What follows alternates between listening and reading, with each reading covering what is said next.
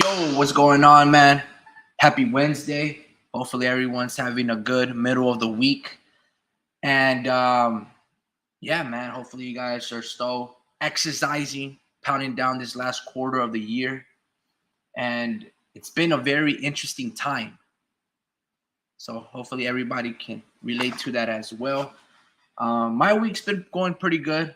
About 2 days ago, I went and did like 6.2 miles.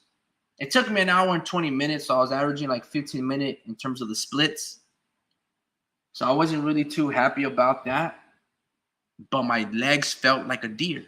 They felt like Venado. When like Bambi is learning how to do its first and walk its first steps.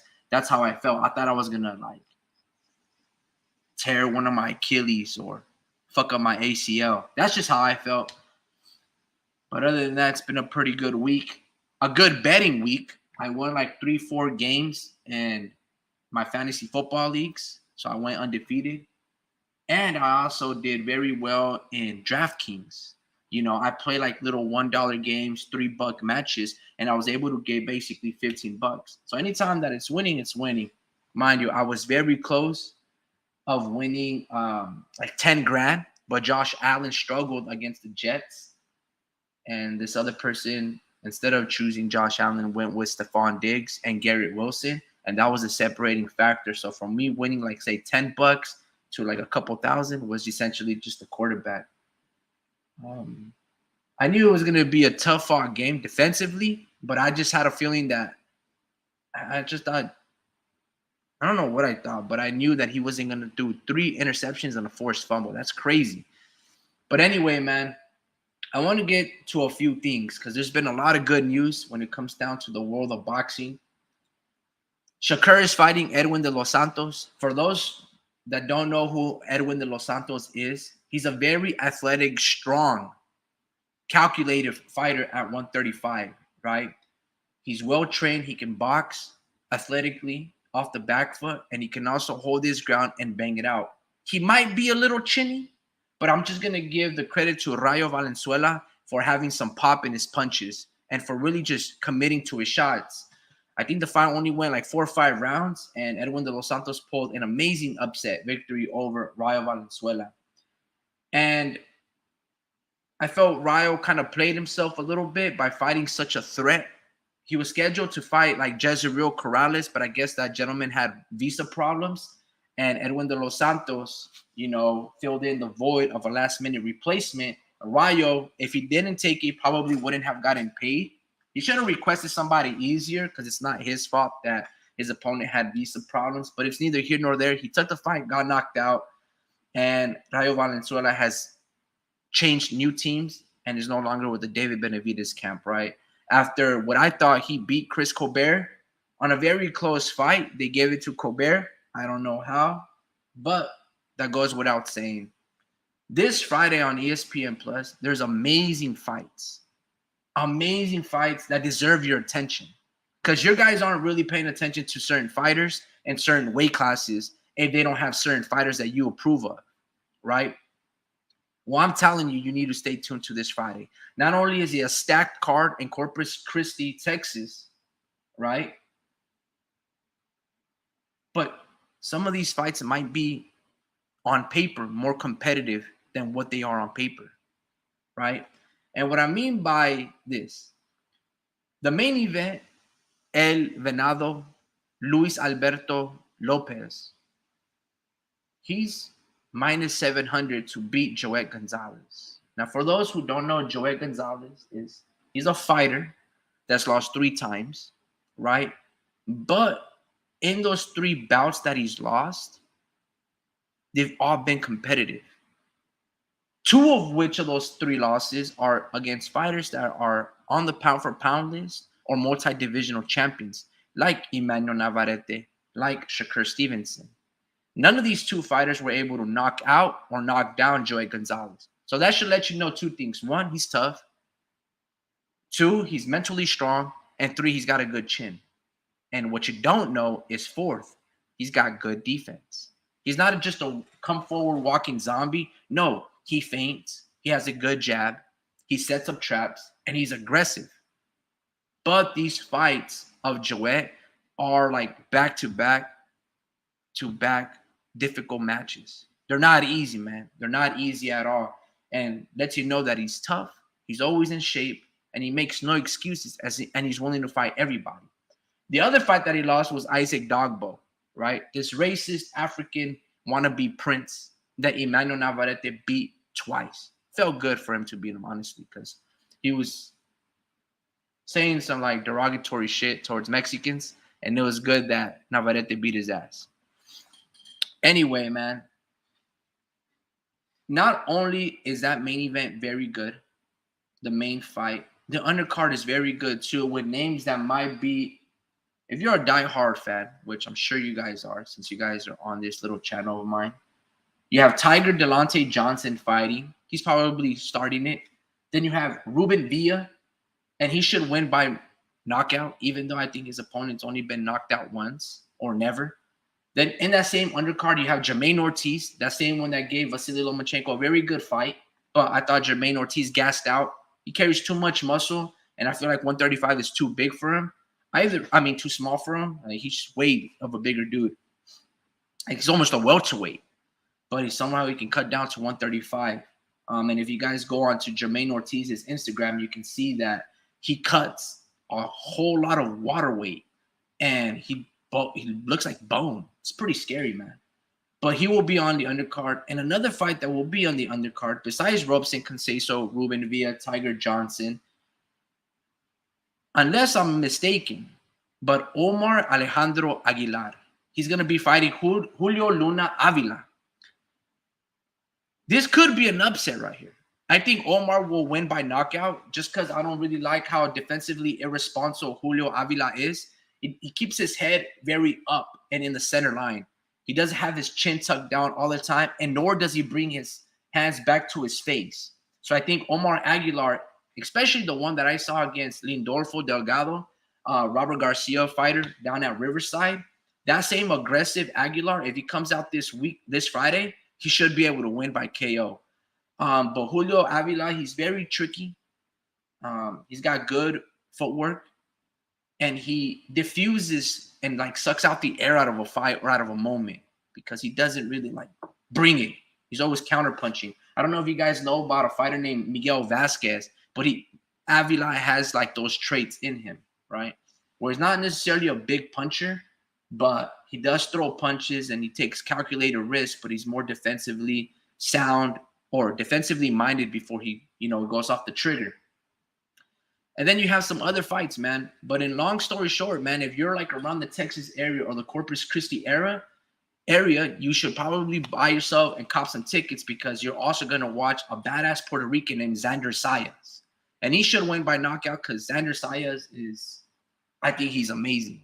He's going to be an amazing fighter to come and multi-divisional and a unified champion once the dust settles at 154. Once those 54 fighters retire or move up, this young 22-year-old or 20-year-old, he's just going to dominate. He's going to be the face of 154, and he will be the face of the middleweight division all in due time, right?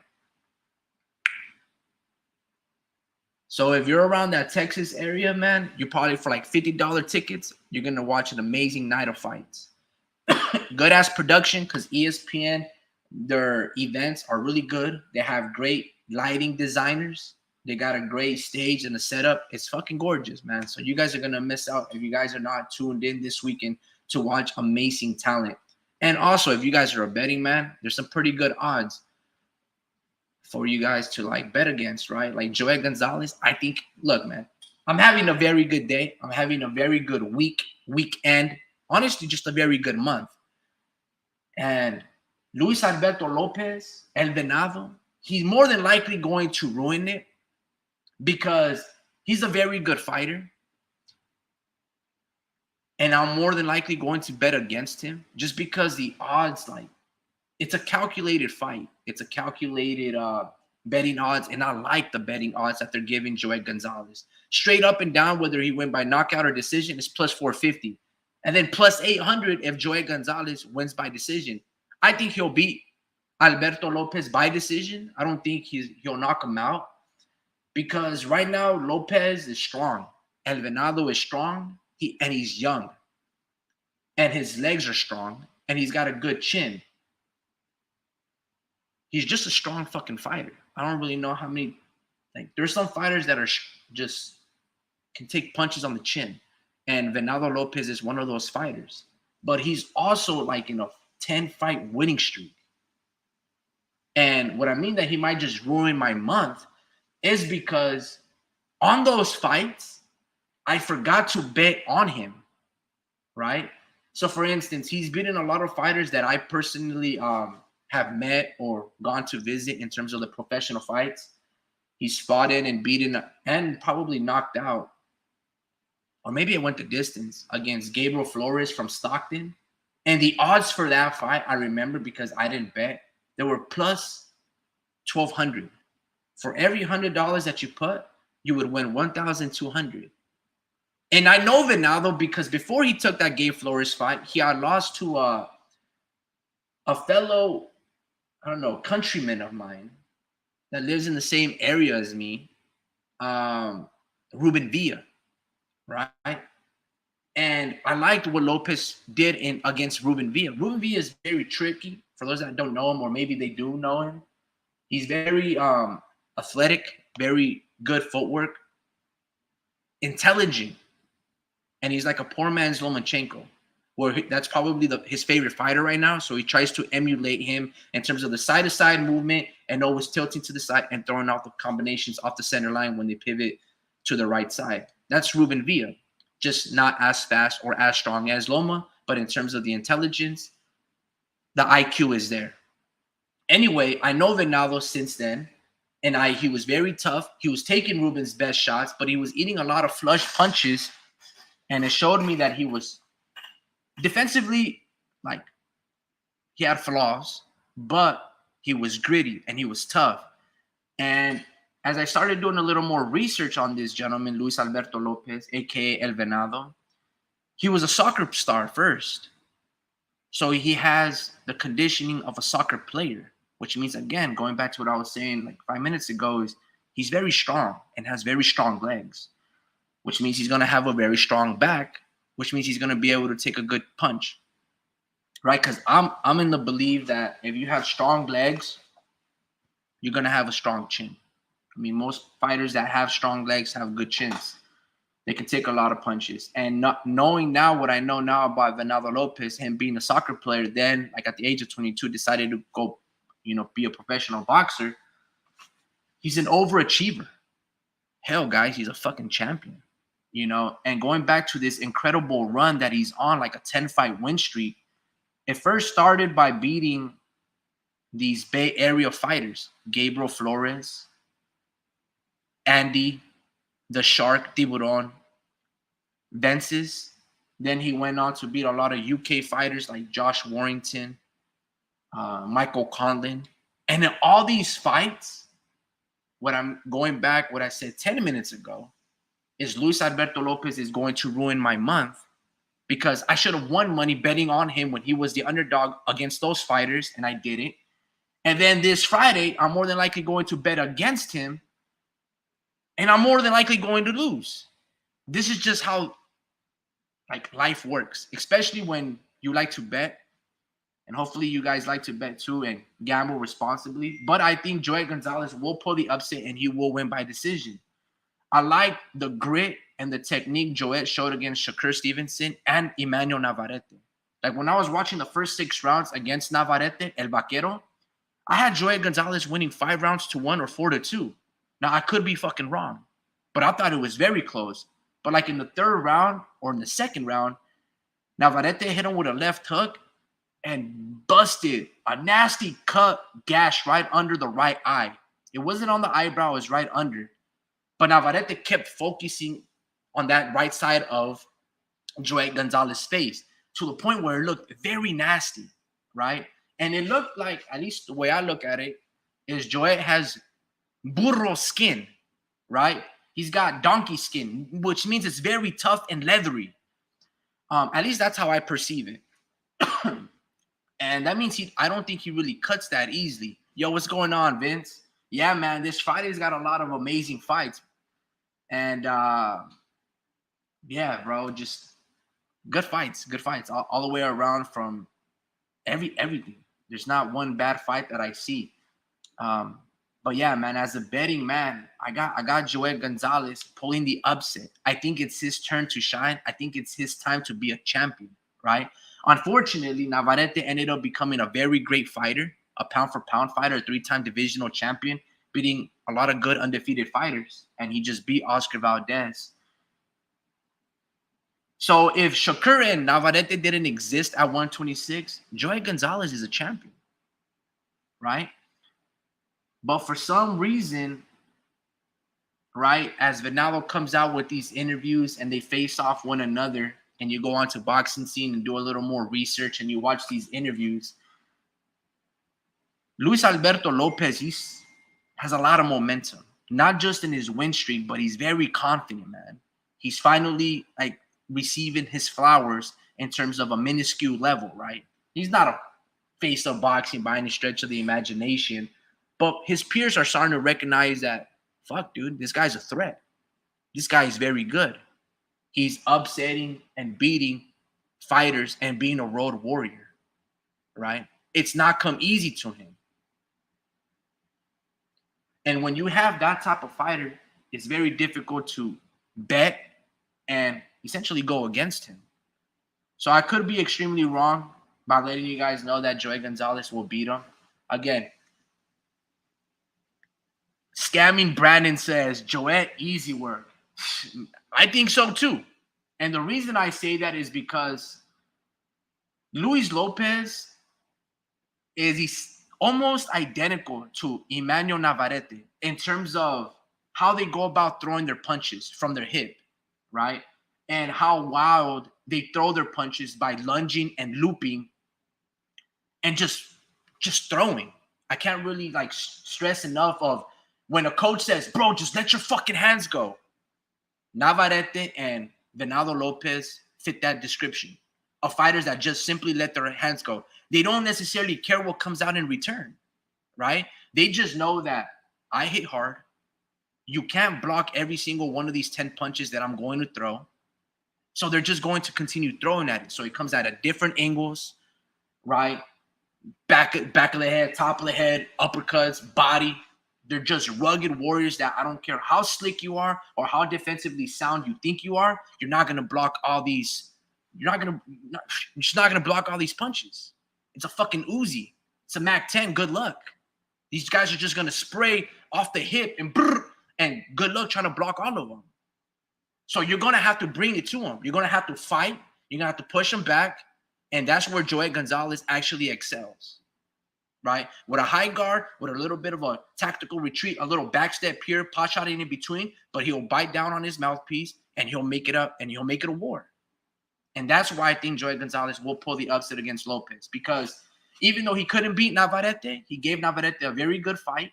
He's very experienced. And the odds are just fucking, I'm like licking out my chops, bro. It's plus 800. Scamming Brandon says, I think Joet beats him off experience alone. I agree, man. I think so too. Look, not to say anything bad about Mick Conlan or Josh Warrington, but they're nowhere as experienced like Joet Gonzalez. And Mick Conlan is very chinny and essentially hasn't really accomplished much in the pro game. All right. I think Mick Conlan is only known for beating probably Carl Frampton. I don't really know. And then he beat Nikita, which was the guy who beat him in the amateurs. And Nikita had a big old gash in the back of his head. And that's when that iconic Mick Conlan middle fingers to the judges in the 2016 Olympic Games. That's essentially what Mick Conlan's known for. In the pro game, not much, man. And then he had an amazing fight versus Lee Wood where he was winning. He drops Lee Wood in the second round with a looping left hook, I guess, or a two. And then, boom, Lee Wood just keeps coming and throws a little flurry and knocks out Mick Conlan out of the ring. You know what I'm saying? Like, scary. So, anyway, I say all that because that's not Joet Gonzalez. Joet is tough. He is experienced. And he has fought the top-tier guys at 126. But knowing what I know, or what I think I know, Venado Lopez could just ruin my whole month. It's been a great month, a great betting month for myself. And Venado just can just be spoiler, right? He can be like the Jets against the Buffalo Bills. But one thing that Luis Alberto Lopez is correct is when he says that Joet Gonzales has been in a lot of wars and he might not be the same, and I'm going to hurt him. When he says those words in that manner and in that order, right? I'm like reluctant to put, some money up against them, man. Because again, when you look at the incredible run that he's been, right? Going back to Andy Vences, going back to Gabriel Flores, it's hard to not like him or root for him, right? And just going to box rec and just kind of like giving you guys some names since he took his loss to Ruben Villa when he was 14-1 and Ruben was 15-0, right? He went on a 2-fight win streak, and then he finally fought somebody with a winning record, Christian Baez. Now, Christian Baez, if you guys remember him, he's a pretty good fighter, and he was beating Emmanuel Navarrete. Like, he was beating Navarrete soundly, making Navarrete look like a bum, twisting him, turning him, circling him, and just counterpunching him. And Navarrete couldn't do nothing for like 6 rounds. And then somehow Navarrete finds a miracle left hook to the body that fucking puts Baez down, and Baez does not get up. Right? Anyway, Venado Lopez beat Baez before Navarrete, and he knocked him out. Then he goes on to fight one of my Bay Area guys that I know, Andy Vences. And I thought it was a very close fight, and the judges would agree. And Venado looked pretty sloppy. You know what I'm saying? Did you see how Abraham Montoya made Lopez look? I want to say yes. Yeah, Abraham Montoya, if I'm not mistaken, also fought Gabriel Flores, right? And I don't know if he beat Flores or they gave that fight to Flores, but Flores had a very tough time. I didn't see that fight because that was before when I was finally introduced to Venado Lopez, right? That was one of Venado's first loss, if I'm not mistaken. I only saw Venado up to Ruben Villa and above. That's when I started paying attention to Venado. So I didn't see anything underneath that. So I missed out on that fight that you're speaking with Abraham Lopez. It might be on YouTube. If it is, I'll check it out. Hell, if not, I'll just fucking stream share it and we can all watch it right here. But I don't think I saw that one. But I know who Abraham Montoya is because he ended up fighting a couple of fighters from the Bay Area that I know, and he's pretty good. But again, I only know, to be honest with you, I only know Venado from Ruben Villa and above, right? That's when I started watching him, and he started like coming out more in my feed. And the name started being more like recognizable to me when I seen it on the undercards, right? So he beat Baez, then he beat Andy Vences, right? And Andy Vences, for those that don't know, he's a kid from San Jose, California. And Andy Vences is not a power puncher. He's very like influenced by the Floyd Mayweather camp, where he's like defensively minded first. And he's pretty athletic, tough dude. But one of the problems with Andy is, while he has good height and good arm length, extremely long arms, he doesn't let his hands go. Like he's afraid of getting into fights, and he's afraid of the return fire. So I would say that he doesn't necessarily shell up in the Philly role, but it's just like, bro, work, bro. You know the best scoring criteria is landing punches. Let your fucking hands go. I also know Andy Vences. I think he had a draw against one of Robert Garcia's fighters. I think his name was like Eric something. Yeah, Eric De Leon. I don't even know where Eric De Leon is now. I haven't really been paying attention to the Robert Garcia or ES News, like camp, because that's usually where they have a lot of access. But it was essentially the same thing with Andy Vences. It's like, bro, just let your hands go. I don't understand, what the fuck are you doing? Like, he lets the fight slip away. And with Venado, again, Venado's tough, man. He's going to bring it. So if you're scared, and you're scared to get hit, and you just come to boxing to look pretty, like, good luck fighting a guy like Venado, because he's the antithesis of that. He's not here to make it look fun, make it look pretty. He's just here to knock the block off you. And that's one of the things that I love about El Guerrero spirit of him, right? That warrior spirit of him, that he just comes with fucking balls and he brings it. But he's very flawed. But like Eric Morales said in one of those interviews in Un Round Mas, you get away with this shit because you're young. Once that speed and your youth start to fail, everything that we've been telling you to correct as a young man, you're going to notice it when you get older and you can't rely on that young man energy. Once that shit's eradicated, you're going to look like Gamboa. Gamboa is very flawed. Same thing with Roy Jones Jr. They're fighters that rely so much on their athleticism that they forgot their basics. Right now, when you're young, that's your moment. Capitalize on that shit. But once you start getting older, that's your exploits. Anyway, so Venado went on like a 10-fight win streak. And he beaten a lot of fighters, especially from the UK. Isaac Lowe, another undefeated fighter, right? Then he fought Jason Vargas. Then he beat another UK fighter, Josh Warrington. In that fight, I think it happened sometime last year. I don't know if it was like early last year or late last year, or maybe early this year in January or some shit. But I didn't like Venado in terms of in that fight because he kept complaining a lot. Now, mind you, Josh Warrington, for those that do know him or follow him, I think he's a very dirty fighter that does certain dirty tactics like hit behind the head and use his big-ass head for headbutts. That's Josh Warrington.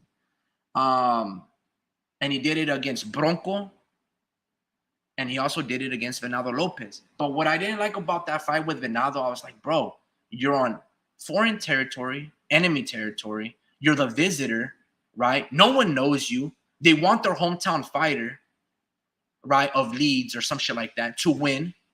Stop complaining. Fight.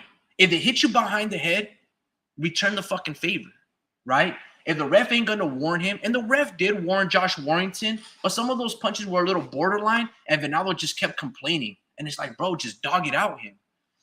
So that's one of the things that I didn't really like. Again, Venado Lopez suffered like a headbutt, and it was like a nasty cut either above or below his eye. I don't really remember the exact specific details, but I'm pretty sure. Look, man, with a Google search away, you guys can find this on the YouTube. Scamming Brandon says, Warrington beats Lee Wood if you're trying to make some money next month.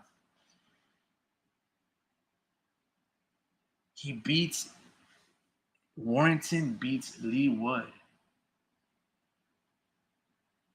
I got to think about that one, man. I'm not going to lie. I can see it happening.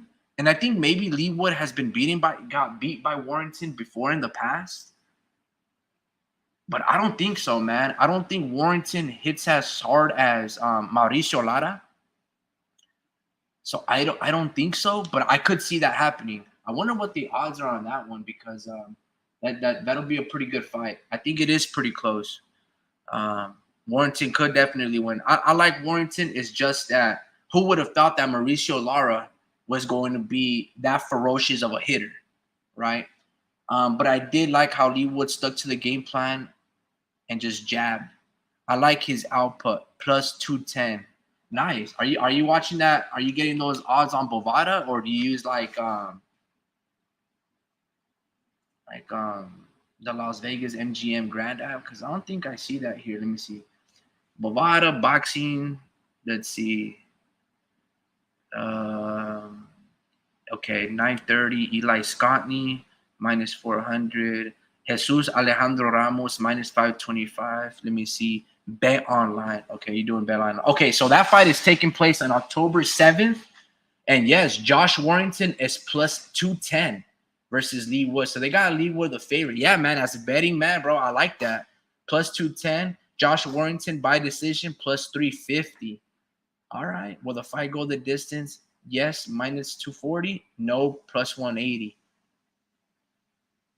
Yeah, I like Josh Warrington. Well, I don't like him, but I like him in this instance. Let me clarify. I don't like Josh Warrington. I just think he's like, bro, just, I don't know, man. Let me see. Yeah. So that's that's October the 7th. That's good shit right there. Yeah. Yeah, man, and we're just gonna talk about a little bit of bets, bro. I think on the Canelo Alvarez undercard, Jose Armando Resendez coming off the Jarrett Hurd performance, he's plus 350. Mind you, he started at plus 450, even at close to plus 400. I think he's gonna beat Elijah Garcia. I didn't like how Elijah Garcia looked in his last fight, and he got tired after 6 rounds, which lets me know that he's very young, as he is 19, 20 years old, but he blows his wad too early. All power. Where I think Jose Armando Resendez being trained by Manny Robles, I think he'll probably like knock him out late rounds or just put a fucking ass whooping like he did with Jarrett Hurd. And I loved his volume. Now I do know that Jose Armando Resendez, his only one loss to was like one of those fighters that had what was that fighter name that gave Jamal Charlo some problems? Like fuck, I forgot what his name was. Montoya? Nah, it wasn't Montoya. It was, let me see. Jamar Charlo boxer. Yo, what's going on, Speedy? There, Montiel. I think it was Montiel that also gave him his first loss. Yeah, I'm right here, buddy. How you doing, buddy? I'm doing good, bro. I'm doing good. Really good month. Really good week. On Monday, I ran like 6.2 miles. Felt good, but I felt like my legs were gonna give out. So it's been a good week, bro. Gambling week was good for me this weekend, but you know, like I was telling the listeners, bro. I think Venado Lopez is gonna ruin my fucking month. Betting against him, that is. The bet, huh? Yeah. Yeah. Well, I'm not a betting man, so I don't know anything about that. I will say one thing, man. When you have a fighter like Luis Alberto Lopez El Venado, going on Yeah. the kind of rampage that he's been going against, being a road warrior, beating the favorites, being try to be screwed over, everything. It's just hard to really bet against that guy. And when you bet against that guy, you're really assuming a big risk, right?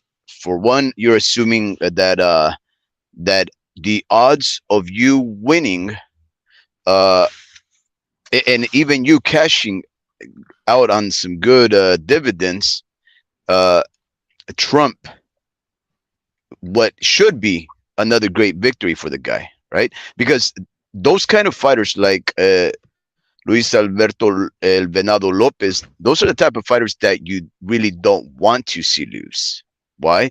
Because they're taking on fights that we want to see. They're taking on everybody, taking them in their backyard, going against the odds, just betting on themselves and proving the world wrong that they are a great fighter, irrespective of what you may think his flaws are, irrespective of how much more experienced or how more skillful his opponents may be.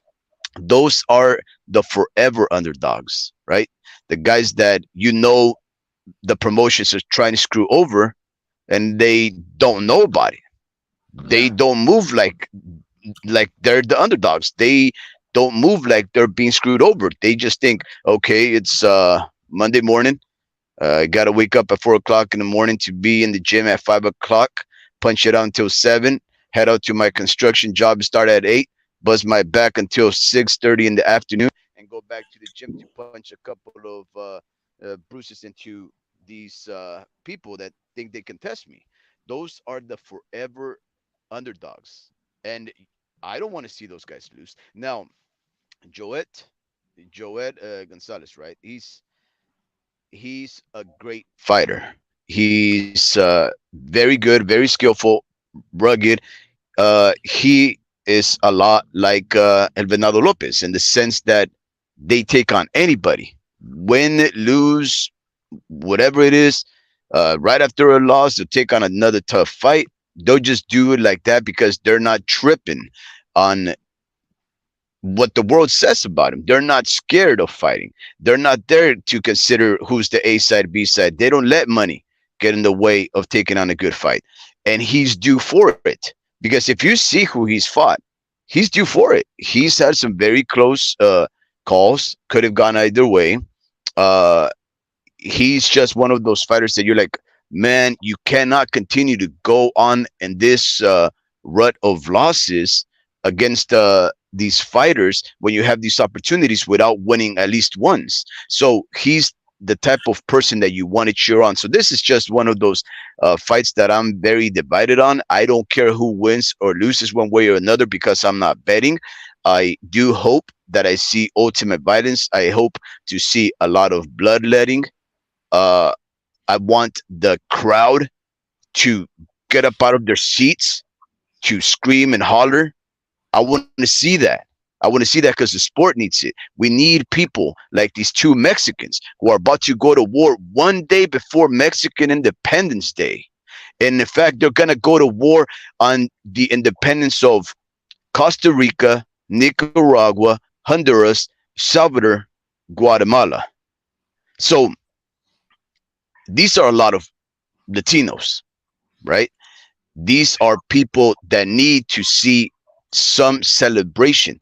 And if the world just bandies together and turns on the barbecue, throws on some, good carne asada, skirt steak, whatever it is that you like. I like my steak thick, right? But whatever it is that you throw on there, bring out your Mexican Doritos. If you're a person that imbibes, keep your beverages chill and have fun. And this is what this fight promises. So I don't care who wins. I apologize to you because I think there's no way El Venado loses because he doesn't know he's the underdog. He doesn't know they're trying to screw him over. And in fact, neither does Joet. Yeah, no, I don't think they're trying to screw anybody over. You know what I'm saying? No.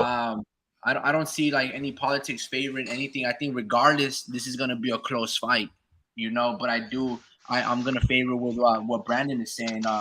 Joet Gonzales' experience trumps, Venado Lopez's, because we got to look at it like this, right? They have one common opponent, Venado and Joet Gonzales, maybe two, Christian Baez if they both fought him, but they also have sorry, that's actually incorrect. I was gonna go to a different point.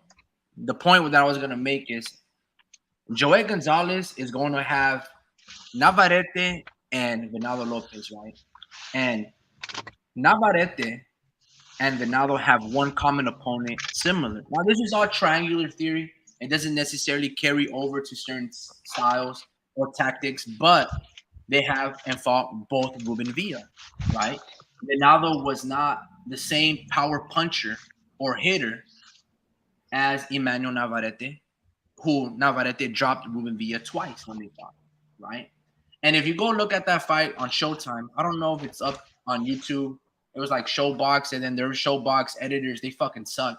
It's like PBC highlights that they show you 1 minute, and their fucking minute is fucking horrible.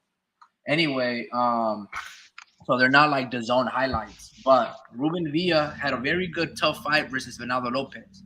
Yeah. Ruben won, like you can't doubt that. But Ruben's Villa did come. It was scathed. You know what I mean? It was marked up. He had a little mouse under one of them eyes. There was a lot of red. Like Ruben Villa, because he's more light skinned. You see the redness and the swelling upon impact immediately. Whereas Yeah. fighters like Navarrete, they can get hit by a bunch of punches and you don't notice nothing because just they got great vitamin D, bro. I don't know what the fuck to say. Yeah. But anyway, so I know that Navarrete hits harder than Venado because one was able to drop and hurt Ruben Villa multiple times. Now, when I see Joet Gonzales versus Navarrete, right? It was almost more or less the same, bro. But here's another thing. Venado also has worn out skin where he does bleed. He has multiple scar tissue on both sides of his face, whether it's headbutts or because Venado also gets into wars because he's not defensively responsible, right? He uses a lot of his athleticism. He uses his fucking soccer skills, right? So that alone, bro, I think Joet will pull the upset, bro. Again, this is a fighter that at least I thought beat Isaac Dogbo, right? I thought when they were fighting, I didn't even think the fight was close. I knew it was going to be close because for some reason Top Rank likes that little racist piece of shit, Dogbo. But I don't know, bro. I don't know to tell you in terms of the politics if they're going to favor Venado or Joet Gonzales. I know they again maybe the fight was close. I didn't think so. right? I thought like how Robeisy Ramirez beat, you know, Dogbo. I thought Joet Gonzales was, that unanimous as well. But Hmm. he also gave Joet Navarrete a really good fight, bro. It was a really good fight, and I wouldn't say he was exposing Navarrete because that's not the correct word, but Hmm. he was giving him as good as he had in return. And I think Yeah. he's gonna give that same type of mindset to Lopez as well, bro. Um, Again, I don't think highly of Lopez, right? Because he reminds me of a fighter named, I don't know if you remember like Azteca TV or they fought on Telemundo, but there was this Yeah. fighter. His name was Giovanni Segura. Do you remember? Yeah. I was a fan of that guy. Love Yeah, that guy. because he just throws Cool punches. little dude. Yeah, like look, I'm not saying these people aren't cool. I'm just saying like when I look at boxing, I do look at it as an art, as a beautiful art form of combat sports. And I'm not saying that I don't like fighters like Venado because they're very flawed or whatever. But I'm like, bro, make this shit look nice, bro. You know what I'm saying? It's like if you have a badass chick, right? She's fine as hell, but then you dress in all musty and shit, and it's just like, bro, bounce your energy and match her. Is she looking all nice with a badass dress or just dope ass clothes, and then you looking all fodongo? Like, bro, you know what I'm saying? For our listeners who may not be bilingual or may not speak You know what Calo, I mean? Like, Chicano Calo, what he said by the word fadongo means slovenly, raggedy. You know, so yeah, so no, I look, I get it. you know what I'm saying? So that's how I look at like Giovanni Segura, and I look at even to a point of Navarrete, and it's just like, bro, you guys get away with this shit because you guys are. I'm not gonna call him a weight bully, but Navarrete is a big fucking guy, bro. You know what I'm saying? Everything that we know, like if you told Navarrete, hey, bro, hit the punching bag or the speed bag, that dude probably like, man, I don't know how to hit this shit. He just looks, I don't know, bro. Like the way I look at him, he's like a guy that looks super lazy and sluggish, but he Yeah, just no, and knows look, how to okay. fight. Bro. He knows how to fight. So look, look, I have my progeny, my children. You know, I put them all in boxing. I train them. Uh, my I always tell them, right? You work hard and sparring, and I want you to remember all the work, blood, sweat, and tears that you put in for the day of the fight, so Dude, that don't when watch my video. what Nah, just fucking so around, bro. so what I'm saying, I'm not sure what you're saying, but anyways, what I tell them is that you should not forget the blood, sweat, and tears that you put into every single sparring session, every single day that you go bust ass 2 hours a day. Whenever you do double days, things of that sort, because you're not doing this for free. You know, you're not doing this for funds. You're doing this to be a badass. You're doing this so that whoever decides to step to you, you teach him, yo, listen, this is what I'm all about, right? So I do understand that there is an elegance, a beauty that comes from being skillful and technical and just doing the boxing things right. I get that, right? So a person that's dedicated to the sport and takes it that serious, the last thing he wants to do is to respect the person like El Venado Lopez, Manuel Navarrete, El Vaquero, right? Because those guys are the type that make you think, fed, and started throwing punches. And somehow they just skipped the line, took it easy, and just got lucky at the worst, and and under and underappreciated, uh, and quite surprising at best, right? But the fact of the matter is that It's like that female fighter, bro. Hey, just a heads up, your mic's going in and out. Like it's pretty okay, bad. It goes like from highs to lows. But like for that female fighter, the one that beat Cecilia Brækhus, what was the one that just like Oh, she was like talking shit about Eddie Hearn. What was her name? She's from Chicago. Yeah, that's Jessica McCaskill. Okay, it's like McCaskill. Did you like? I think for me, she's super overrated. I don't really like her skill. She's just known for beating a 40-year-old pretty girl, Cecilia Brækhus, or one of them ladies, right?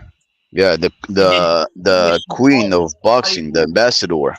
yeah, and then you saw a fight. I think her last fight. I don't know. I forgot exactly who she fought. I don't know if it was Eli Scotty or the same girl that just beat Katie Taylor, Chantel Cameron. I'm not too sure if it was one of those ladies, but she made her look goofy. It was like playing like Matador. You know what I mean? Like fucking bro. It was. I don't know, bro. I don't know. I just like the top fighters who fucking box like how we normally see. Like when you look at Marco Antonio Barrera, bro, and Eric Morales, these are fighters that threw a lot of punches, but they feinted. They knew how to cut off the ring. They set up traps. Navarrete, he does all that, bro. He knows how to do that shit. He sets up traps, but his style just like he leaves his feet. And he almost paid the price against Liam Wilson. In fact, I thought Liam Wilson beat him. Thought they gave him a big ass like 15 count. But that's beside the point, right?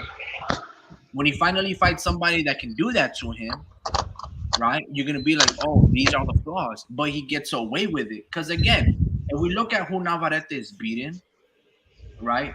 He's a huge guy. Like 130, 135 is his weight class. When he started making 122, I'm like, God damn, I don't know how you did that. When he made 126, I'm like, okay, I can kind of see it. But he's like he's wide from the back, wide from the stomach. He's got a wide frame, but Yeah, it's not really like muscular. You know what I'm saying? Um, but anyway, I bring all this because Navarrete was big for those weight classes. And you can get away with that shit. When he beat Isaac Dogbo's 5'2". He's all cut up and chiseled, but he's a small little dude. Height, reach, all alone, Navarrete is a fucking towering giant in comparison to him. And same thing with all those fighters. And he looked massive against Ruben Villa. Like, Ruben Villa looked very weak, very, very skinny, cut up. But you saw upon impact, I'm like, bro, he didn't even throw a lunging uppercut. He just kind of threw a little uppercut and dropped you and rocked your shit back. You know what I mean? So I'm just kind of like, I know you didn't see the punch, Ruben, but I'm like, damn, bro, does he either hit that fucking hard or do you got a little bit of a weak chin? I don't know. To be honest with you, I really never seen Ruben Villa take a lot of flush punches, not in sparring or in professional fights. So I can't really. But after I saw what type of beating he put on Oscar Valdez, I realized, nah, bro, yeah. just It's those punches that you don't see, though. It's those punches that you don't see that always catch you by surprise. That's just it, right? There's no way that you're supposed to throw an uppercut from, I don't know, 4 feet away, right? well, And they at call an it a angle. gazelle punch. They call it a gazelle punch, but A gazelle punch for 4 feet away and throw it to the outside of your body, almost like if you're trying to use your arm as a direction to tell the people, hey, I'm in my car and I'm about to turn right. You see, I've never seen that, but it's those punches that surprise you. So I'm not too sure if he's that powerful. I think he's quite surprising. no, uh I think he's powerful because again, before I was gonna say and finish off like the impact that he was hitting and the sound when his glove and leather was hitting Oscar Valdez. It's all about the Was sound. like, bro, that huh, what the huh, realize. what was that? So what's going on, bro? What you guys, is changing your guys' What's up, man? Nah, man. what's going on? Is that How Drew? you Is that Yeah, Drew? sorry, man. I doing, had to go how to you the been, store. man? I had to go to the store before I got Oh, later. good. But yeah, man. What's up, man? How you guys been? Man, I've been very. I've been hungry. Oh man. You said you're hungry? I've been hungry. Yeah, go to fucking Taco Bell and get the little spicy potato salt taco for $1, bro. Ooh, Yeah. damn. Yeah. How, let me ask you something, Drew. What's up? How man? have you been? I've been good, man. I just realized I was kind of doing my research earlier today, and I was like, damn, this is a Friday fight. Yeah. Friday night. This is happening. Yes, sir. Tomorrow. Oh no, 2 Oh, days. whoa, no. Yeah. There you go. Friday, bro. At Corpus Christi, the tickets are super cheap, And the undercard, brother, it's fucking stacked. Yep. It's one of the best of the year. Bro, Yeah, it's Xander easy. Zayas. double patty, double, 2x2 stack, dog. Mhm. You got nasty, bro. you got Xander Zayas. You got Emiliano Vargas. Yeah. You Uh-huh. got There you go, you Mr. Vince got Vargas. Omar- If you can, fly yourself over there to Southern You Texas. got Tiger Johnson. You got Ruben Villa. Omar You got Aguilar.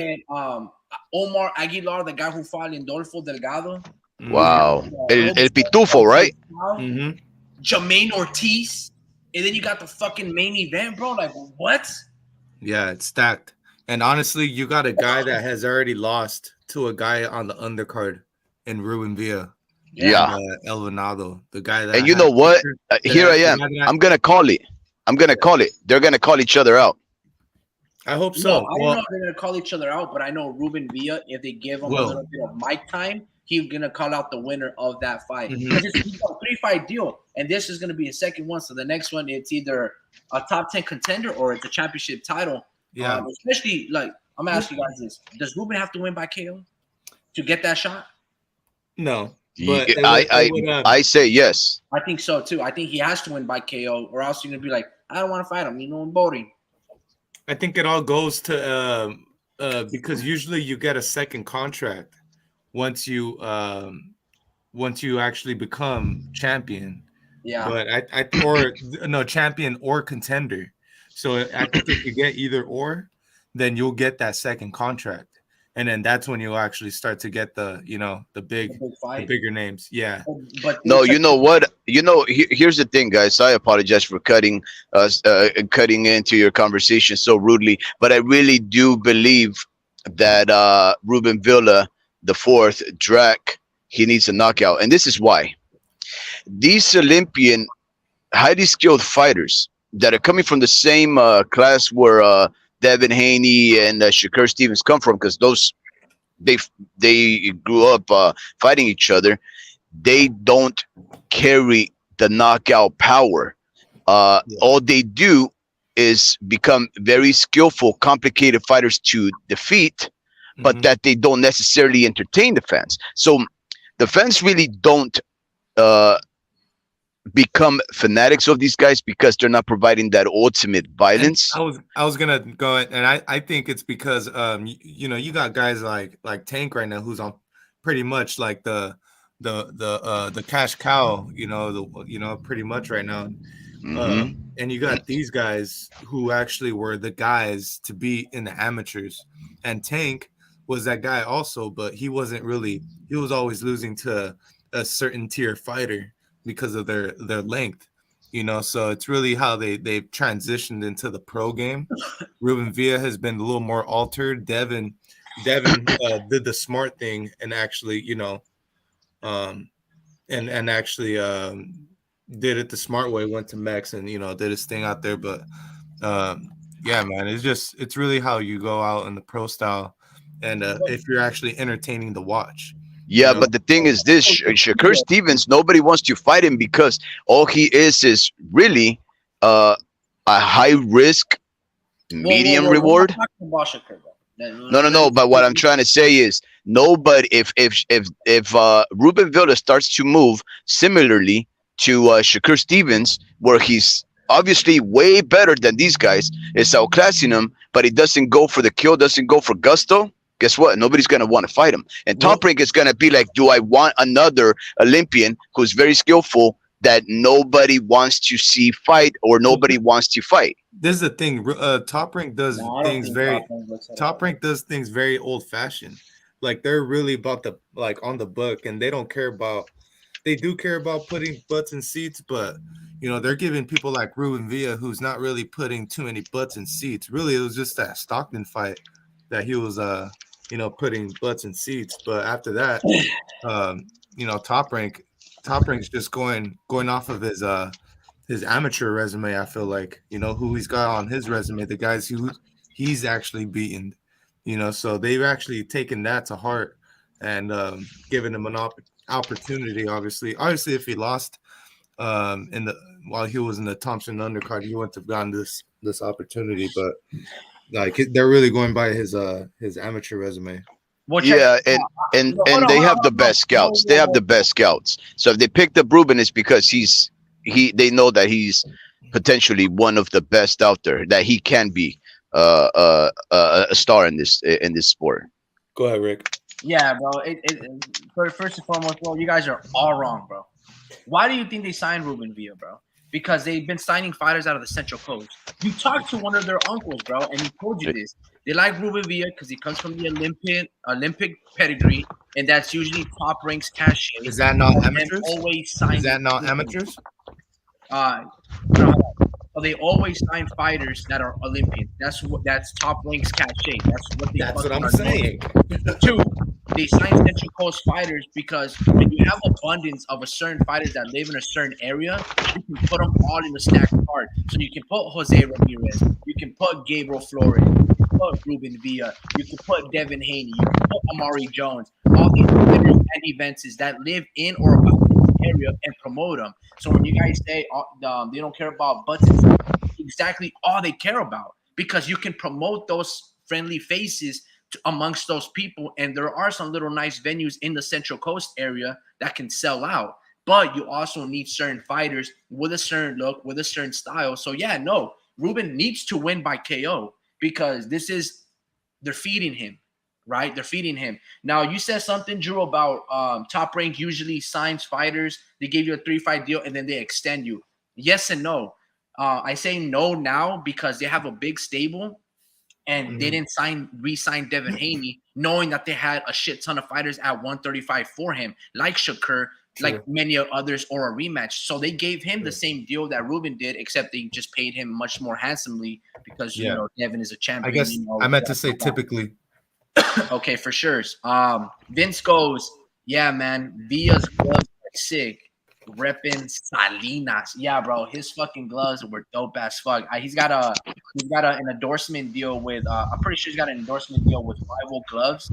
And yeah, bro, those were fucking beautiful. I love just like khaki brown, light brown type of clothing, whether it's like jeans, Vans, or anything like that. So when I seen that leather, I was like, shit, that shit was fucking bad. Son of Apollo says easy in regards to Ruben Villa.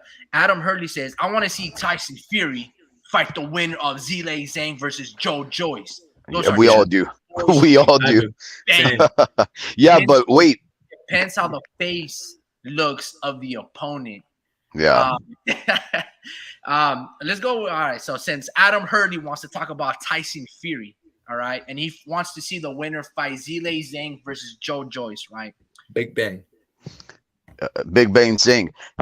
Which one of those fighters? I think Zile Zhang will win in the rematch again. But who Yeah. would give Tyson Fury a tougher fight, Zhang or Joe Joyce? Zile Singh. Zhang because Yeah. of his style.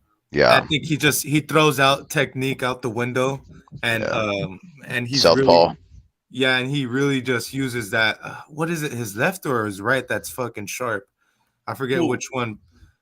For Big Bang, Oh, the left, bro. the left. He has But he's Yeah. got a good His right two. hook too. But it's not left straight. yeah Yeah, that left. So I'm like, damn. I want to see that because you know what I seen out of Hergovich. You know, Herger, that's different though. He was actually a smaller fighter, but yeah, dude, I think Big Bang will give him problems, bro, because he probably punches the closest as far as punching power to Wilder. You know, like he punches like really fucking hard, bro. Zhang The to thing is, Wilder. bro, he got power, bro. He got power. I think Zhang punches just a tiny bit harder than King Kong Ortiz, but I don't think he punches like Wilder because if Wilder lands that right hand on Joe Joyce's face, either two things are gonna happen. Wilder's either gonna knock the fuck out of Joe Joyce, or Wilder's gonna break his hand and Joe Joyce is still standing. What about Hergovich? Now, What if Hergovich, nah, bro, what about him? would Wilder knock him out?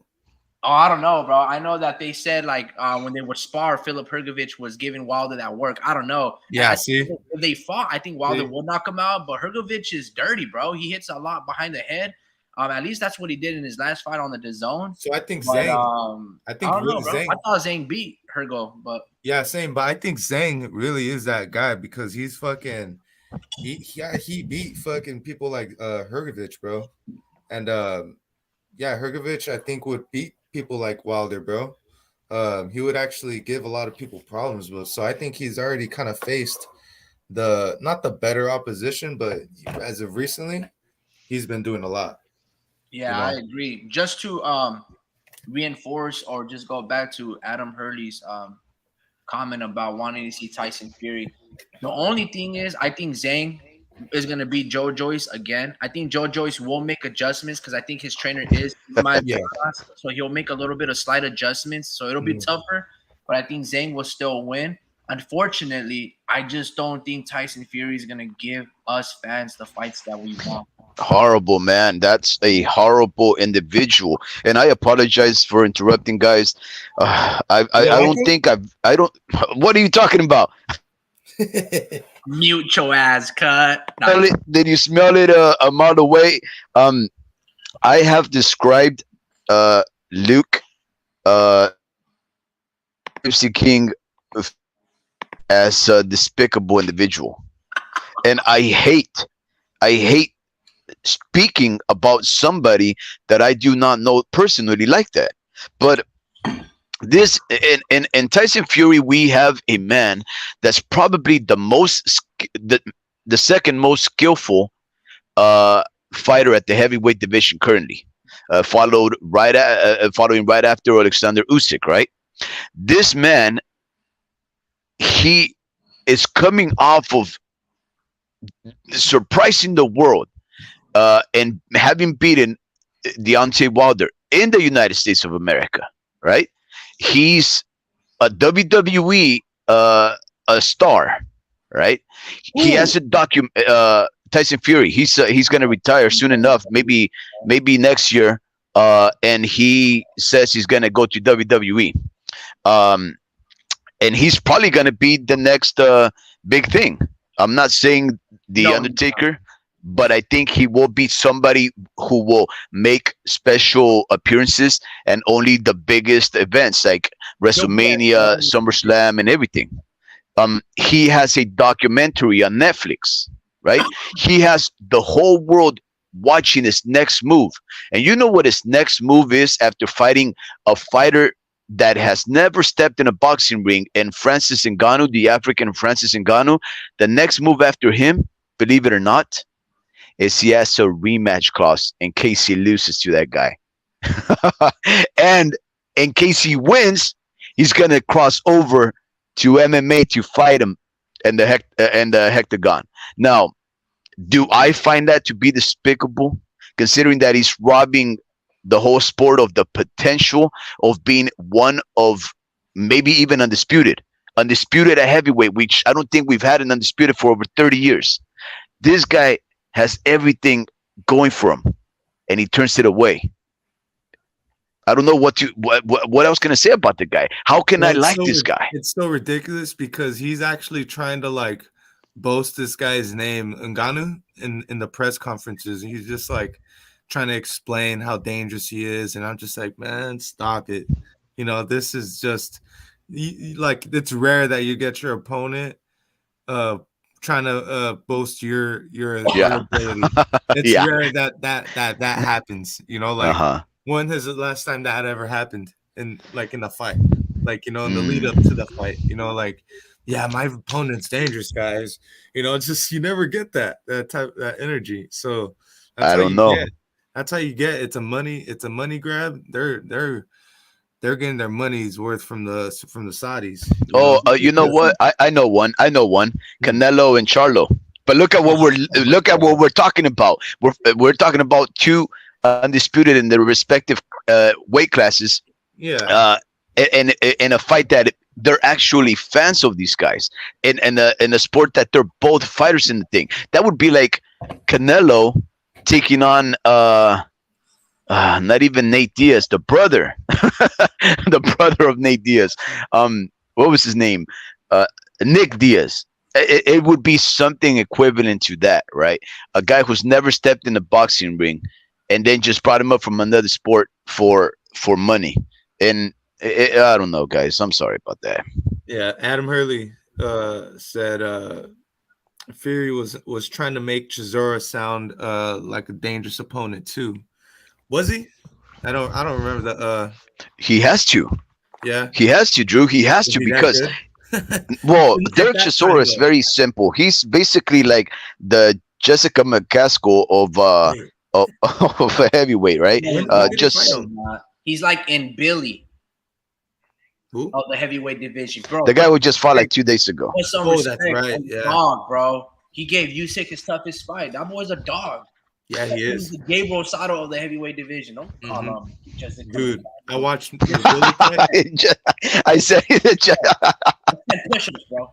I watched my Billy fight. I was highly impressed, bro. I was like, wow. yeah, you were so impressed you thought he was on Peds. Yeah, I was that's how impressed I legit was impressed, bro. I was like, this guy is on shit. Like Yeah. he's on something because this guy is like packing muscle and he's moving like he's like a D1 athlete. Like this guy is fucking good, man. I was highly impressed. Let If me he's ask you not on guys a PD, question.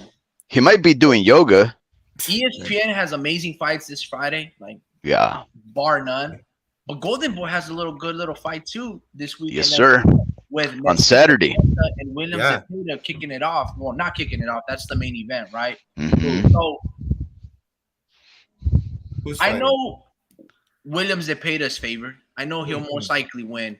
But is he gonna win by decision or by KO? Because I don't think no one's ever KO'd Hesta. And I don't think Williams is going to do that either. You know what I'm saying? I Yeah, asked that because the odds for Williams Zepeda to win by decision is plus 350. So they're expecting a KO. And I've never seen anybody KO Hesta. Not Linares, yeah, not Jojo Diaz, and not any of the other fighters that he's lost to. You know what I mean? yeah. Gesta's been doing great lately.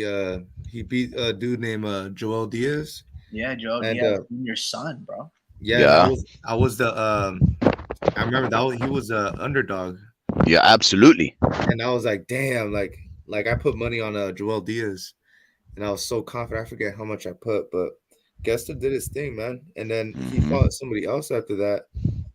Or no, he Jojo was in- Diaz. Yeah, he was actually in line to fight somebody else. I forget who, and then he turned it down. Well, Ryan Garcia, they proposed, Oh, that's right. uh, Yeah, but Ryan, you know, he didn't really take that serious. yeah. He was like, "No, this guy's easy work," you know. But man, that you can't take these guys lightly. You know, I think he would have given him some type of problem. Obviously, he would have, probably knocked him out. But I don't know. Who knows? Who knows? 25 with 20. Yeah, this guy's already been in the ring with some guys with like Linares already. Um, you know, yeah, Jojo Diaz. Yeah, I man. like, I like, I like Hesta. I really do. You know, he's one of those fighters that he was trying to emulate a Manny Pacquiao style fight. If I'm not Yeah. mistaken, he was actually one of his fighters at once, or he may still be. Yeah, I think so. Yeah, and he's always game for fighting. And Filipino fighters, you know, they're very brave, very hard Durable. working. Yeah, incredibly durable. Because of the fact that he is durable, I don't think William Cepeda will knock him out. Did he say knock him out or just stop him? Because you know, Well, because I don't think so. There's a thing. Cepeda, I mean, how old is he? He's like he's 27. He's young. Bro. Yeah, Gesta, bro. He made his debut in 03. Yeah, he's No. pretty old, bro. Yeah, I was like, damn. I was looking at It's that. like 39. Yeah, he did his debut in October 19 of 2003. And I was like, damn, this guy's pretty old, man. Let's get his age. He's 35 though, so he started young, but still that's a lot of mileage he got on him. He has 40 fights. This is gonna be his 41st fight right here. So that's a lot of rounds that he's been through. I mean, someone like William Cepeda, I can see him as relentless as he is. Mhm. I can see a KO. And he is relentless, Drew. He is relentless, Ricky. He's if I'm not mistaken, he participated in the lightweight fight with the most punches as output. They threw like 1,500 and Mhm. maybe like about 800 or 900 were thrown by William Cepeda. Like he Mhm. broke a record. Yeah, He's he Yeah. in. did that against JoJo Diaz. He threw over 1,500 punches, and he still couldn't knock Wow. him out. So that just lets you know he's fucking feather fisted, bro. This Yeah, guy. well, if you throw punch, you throw a lot of punch. You Bro, cannot if I'm really throwing setting up anything. 1,500 punches, I'm knocking you out. No, Yeah. you're not. Yeah, No, Well, because I only need dude, 10. the only way you can throw knockout punches is if you set them up and you throw with power. You Throwing can't throw power and fucking Najee Peter Pan punches, bro. If you yeah, they're Peter Pan punches. They're pitter patter. blow that shit up, it ain't quality. Adam says, and Billy's 25-0 now with 21 KOs. Yeah, man, I'd like to That's see incredible. David Morrell. great. What do you guys Wow. think about Andrade versus Benavidez fight? Who wants to go first? Uh, Man, yeah, I'll go first. So I think Benavidez is gonna stop him. I think he's gonna drop him early rounds, and then I think Andrade is gonna do some desperate shit to actually come back in the fight. And I think Andrade is actually gonna do good, but I think Benavidez' age. I think the low mileage on Benavidez compared to Andrade is gonna show. I know. Andrade is gonna do something slick though. He's got some tricks up his sleeve for sure. So Yeah. I think that's something Benavidez has to get ready for, or something that he's not even gonna be ready for. So I know Andrade is gonna get some rounds on him, but I think Benavidez is also just his punch volume is way too high. I think Andrade is just gonna he's not the type to really get knocked out though. He just gets dropped. You know, he just keeps getting dropped, and I mean, that's the thing. That's the hard part. Can Benavidez continue the slaughter? You know, because Andrade got great defense. So I think I'm willing to put my money on Benavidez because of how relentless he is, and he actually knows how to chase, and he has a length on Andrade. Andrade is barely he's like 5'11" or something Nah, like hell that. nah. No, I'm Andrade's he's tripping. like like six. He's like 6'2" or 6'2", and something. he's Is got he? some fucking heavyweight long ass arms, like Yeah, 70. huge. Benavidez is Yeah. like 6'2", but he got like 70, one arm length. Damn, that's No, like no. me.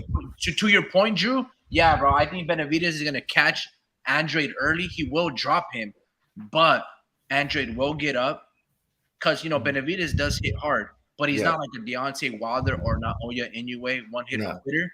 It's a more accumulation. yeah, Now he does have a left hook that I saw that is developing, and he's kind of showcased it against David Lemieux.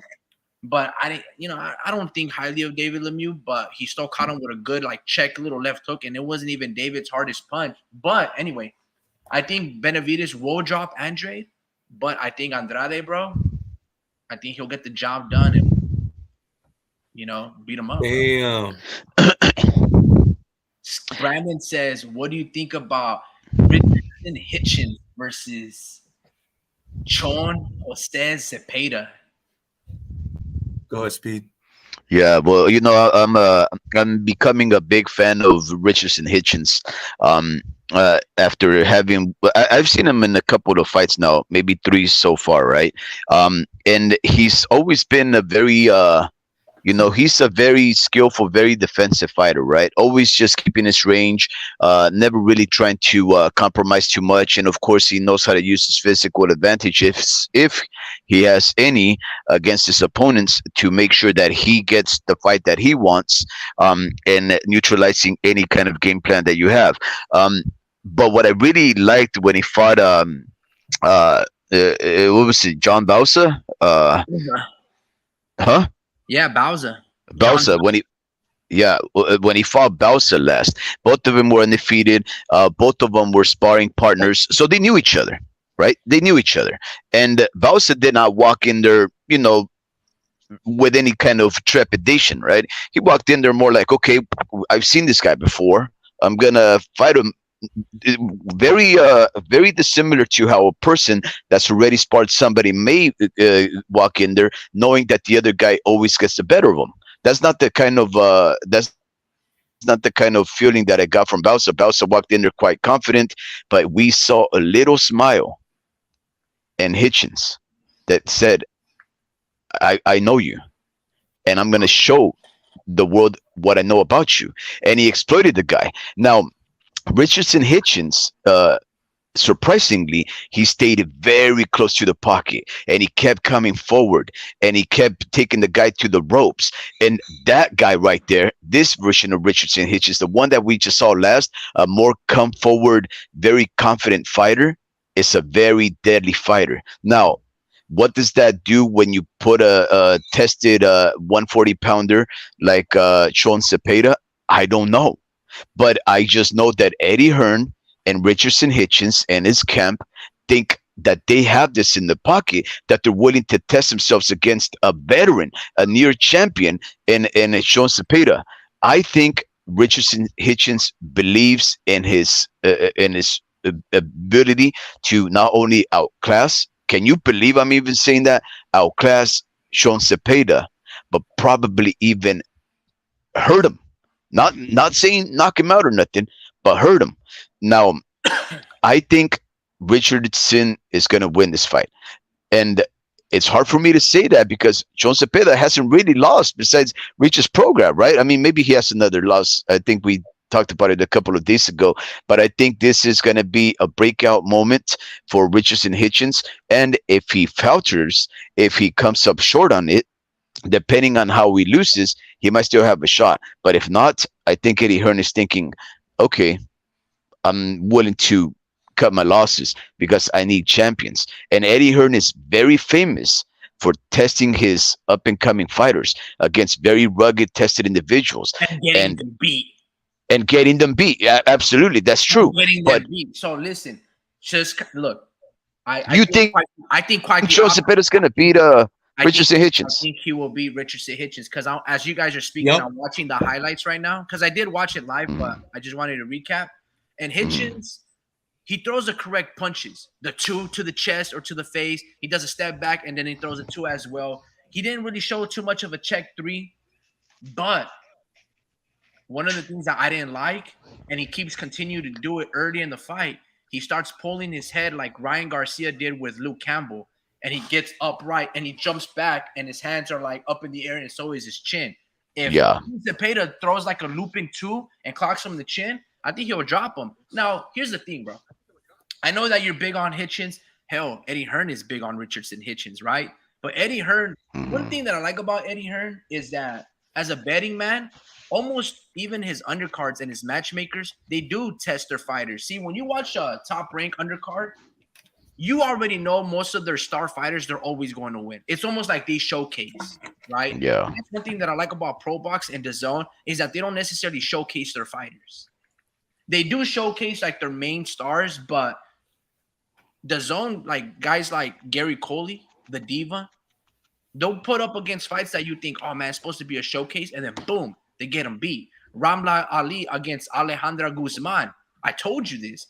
It was gonna be tough. And they're matchmakers. I don't know if it's Robert Diaz from Golden Boy or if he just signed up late, but this could be one of those instances where Hitchinson gets beat by Sean Zepeda because of wrong matchmaking. But I will say to this, I will tell you this.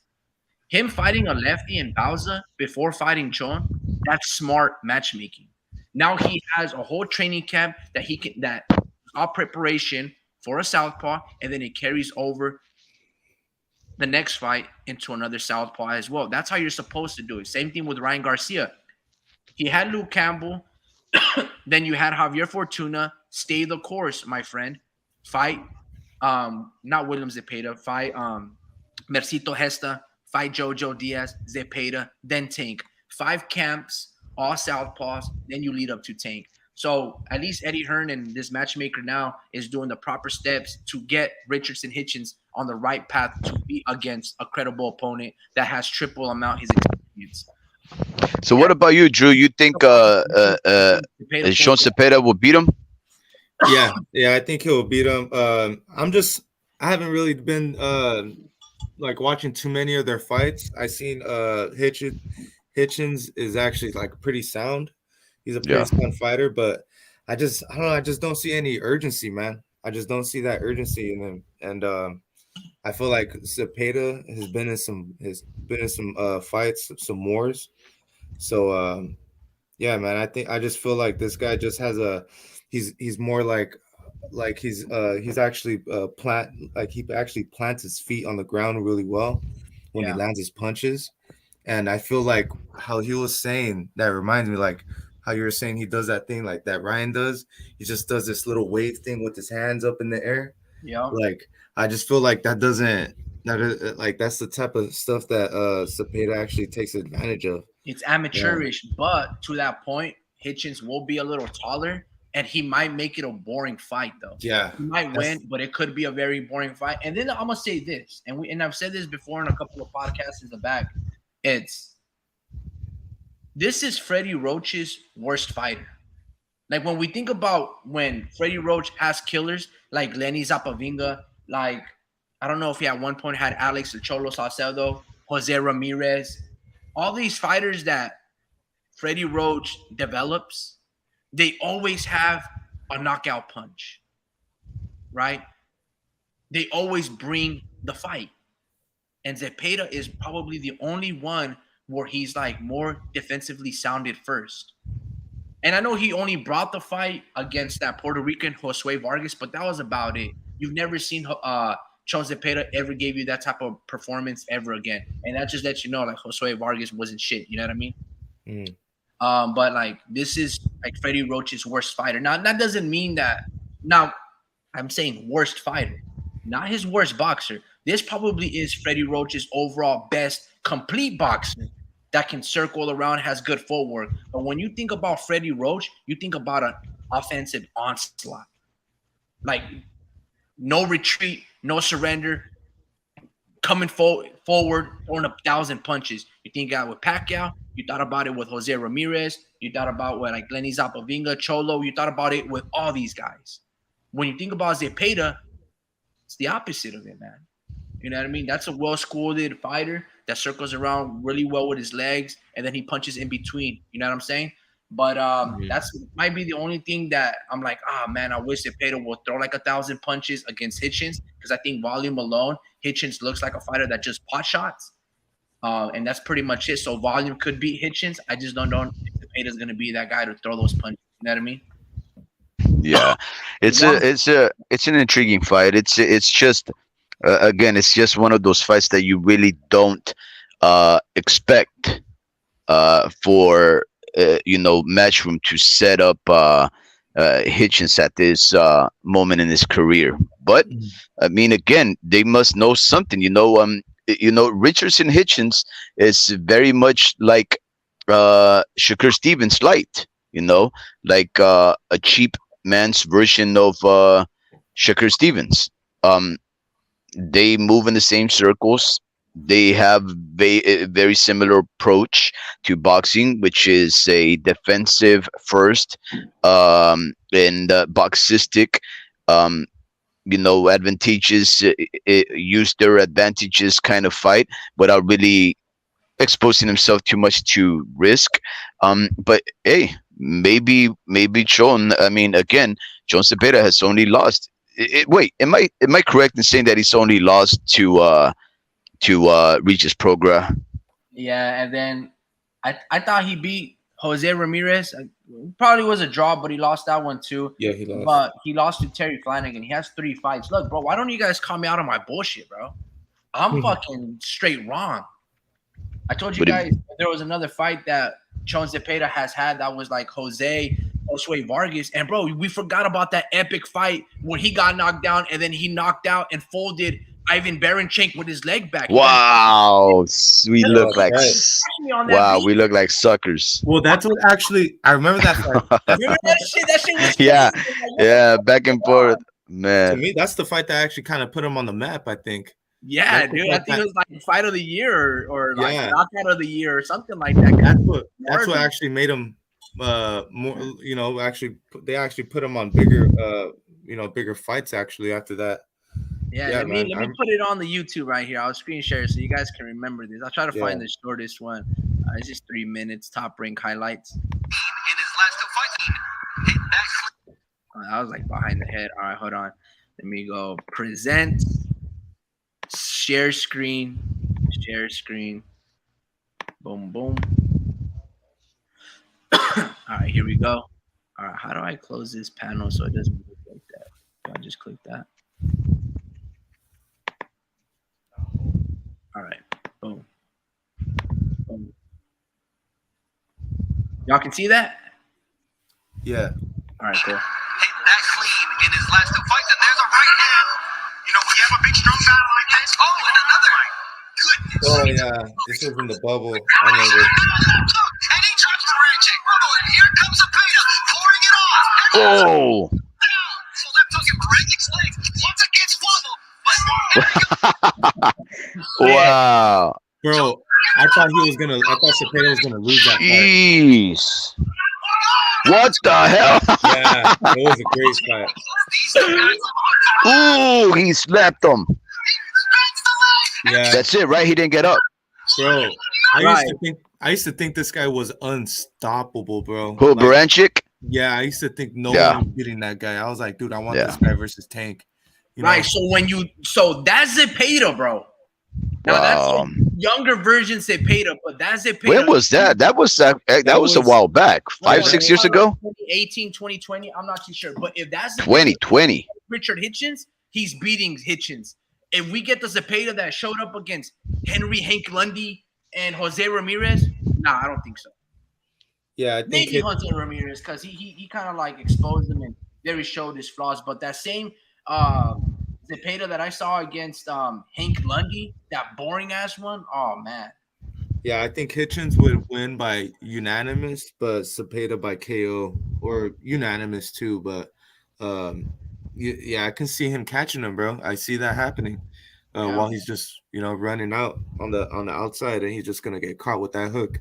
I got Zepeda winning that, bro. Yeah. So yeah, what's the The odds odds for Zepeda to win is plus like 335, and then by decision it's like plus 800 or something like that.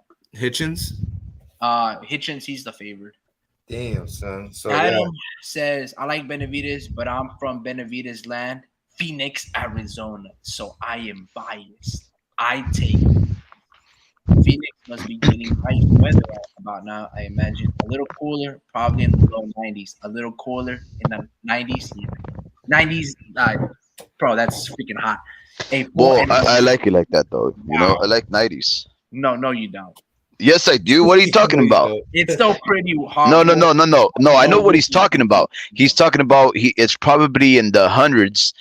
This whole September, it's barely starting to cool down. And yes, he's absolutely right. In October, it's gonna start cooling down to the mid 90s, low mid 90s, high 80s. I know that, but I went last year for a wedding and stayed in the Chandler. At Verbo, I think they're called. They're like Airbnbs, but you don't share it with other people. You just keep to yourself, and it's called a Verbo. And we went over there. I loved it. I mean, but then again, I was spoiled because I had a great pool with two big old trees surrounding the property. So at the right places, they kept the pool cool. They had what are those things? A hammock. It was a big backyard. They had a balcony. The weather was so perfect, guys. I'm telling you, I like it warm. Weather was so perfect that I stayed in the balcony.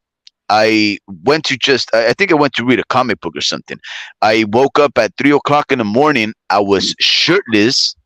I was only in my shorts, and I didn't feel no cold and no heat. It was just like body temperature, which means maybe like around 90 degrees or something like that. But I couldn't feel nothing. It was perfect. Now, I know that that's not typical Arizona, especially Phoenix area weather.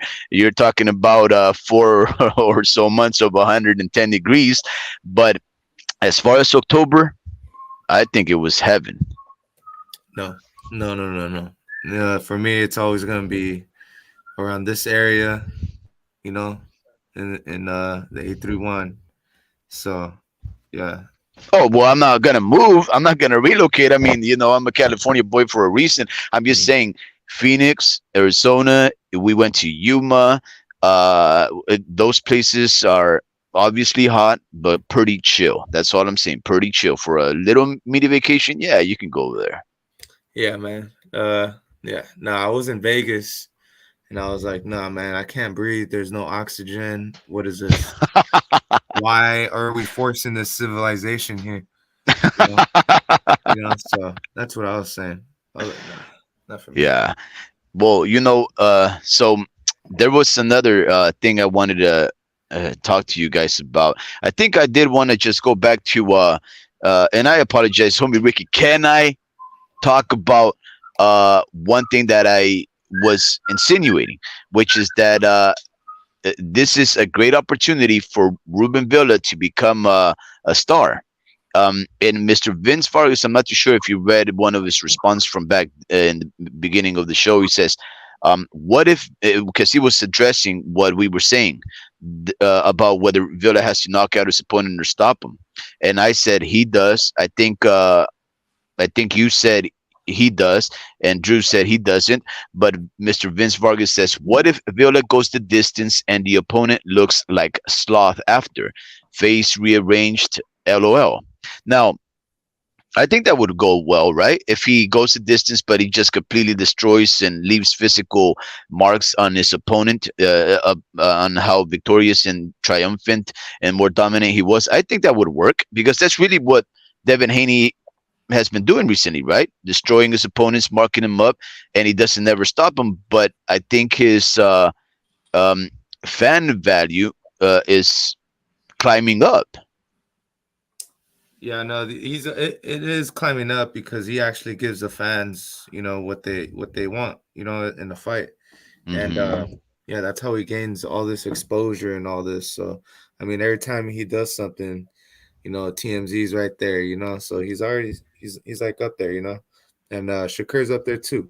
I don't want to bring his name up and start And talking did you about that, guys but know that Jenna Ortega was going to stop pursuing acting to be a football star? A what? A soccer star, you American. Oh, okay. Football. Football. Nah, That's man. cool. That's cool. Guys, man. I got a question for you guys. It's called hey, can you pronounce Canelita's full name, Speed? Saul Santos Alvarez Barragan, Saul Santos Alvarez Barragan. Do you or double SAB for short. double whatever? Do you think that look, I'm gonna just preface it like this.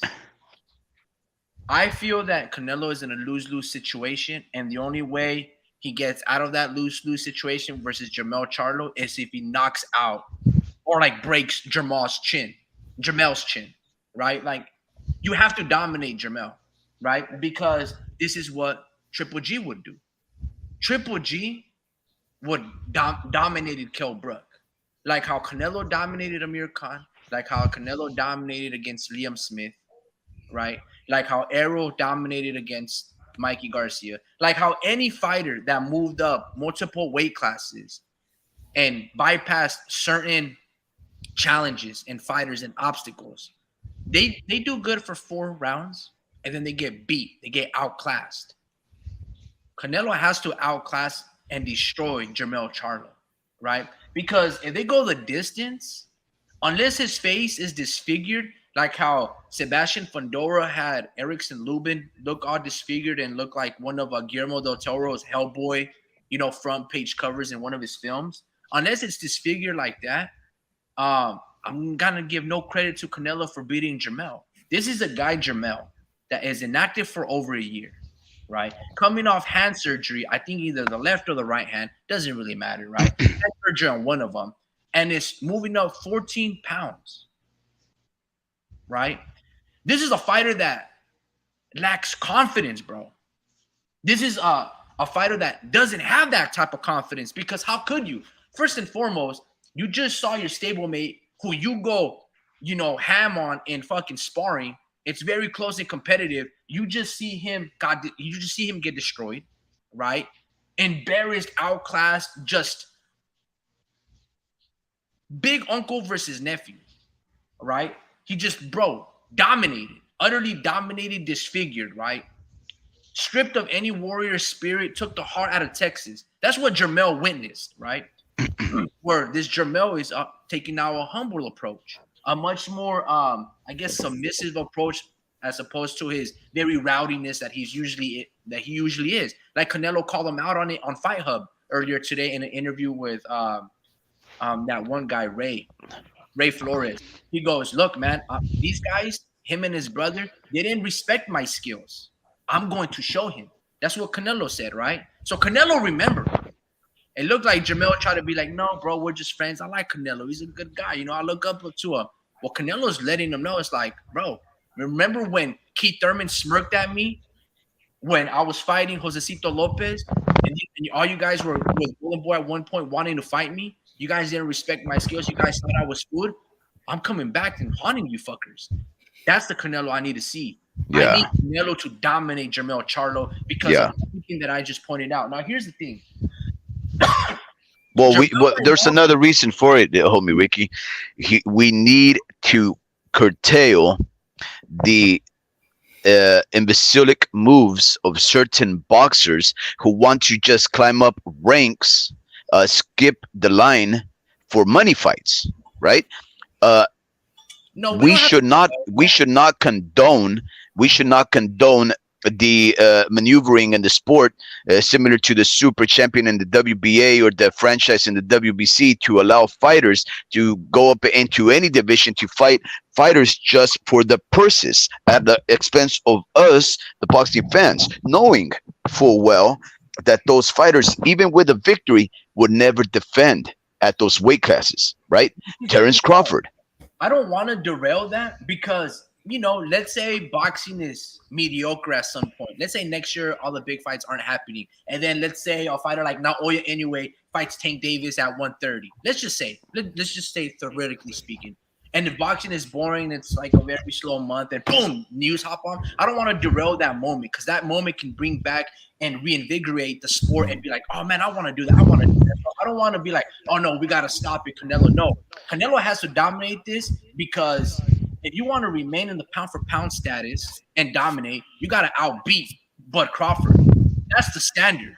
So you like to be manipulated. You consent to be manipulated. No, that's not what I'm saying, bro. You're That's exactly what you're saying. You're saying all they have to do is starve you, and then they'll present any bullshit. Similar to fucking Tyson Fury starving the fans of the fights and presenting any bullshit because it's better to see Tyson Fury versus somebody than nobody. It's good marketing. No. That's quite the good marketing. So what I am saying is what I just stated. All right. So I don't want to derail certain things because, for instance, let's look down at the booger weights, right? The ones that are like 108 pounds, 110 pounds, 112 pounds, 100. Yeah, that's not weights. 118, 122, 126. All the difference between 2 pounds and 4 pounds, right? So it's just like if I fight at 110 and I move up to fight a guy at 114 pounds, skipping 2 weight classes or whatever. 110 going to 118, 8 pounds. But I skip like 2-3 weight classes in between. Let's just say, like, bro, that's not that big of a deal. So I don't want to derail certain plans when it comes down to those certain situations, right? Because, look, bro, to be honest with you, I would favor Naoya Inoue, who fights at 122, who just moved up to 118 to knock out Ray Vargas at 130 pounds.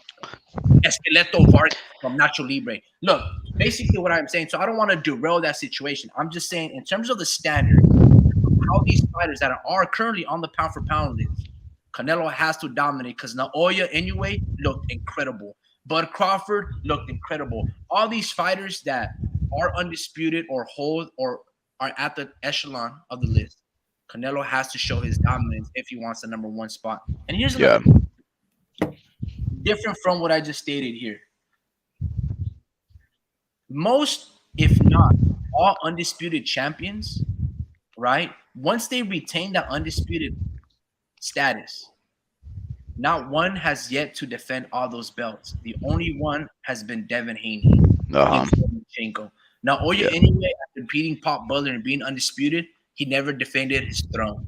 Nope. Teofimo Lopez tried to, right? Josh Taylor never defended his throne at 140, right?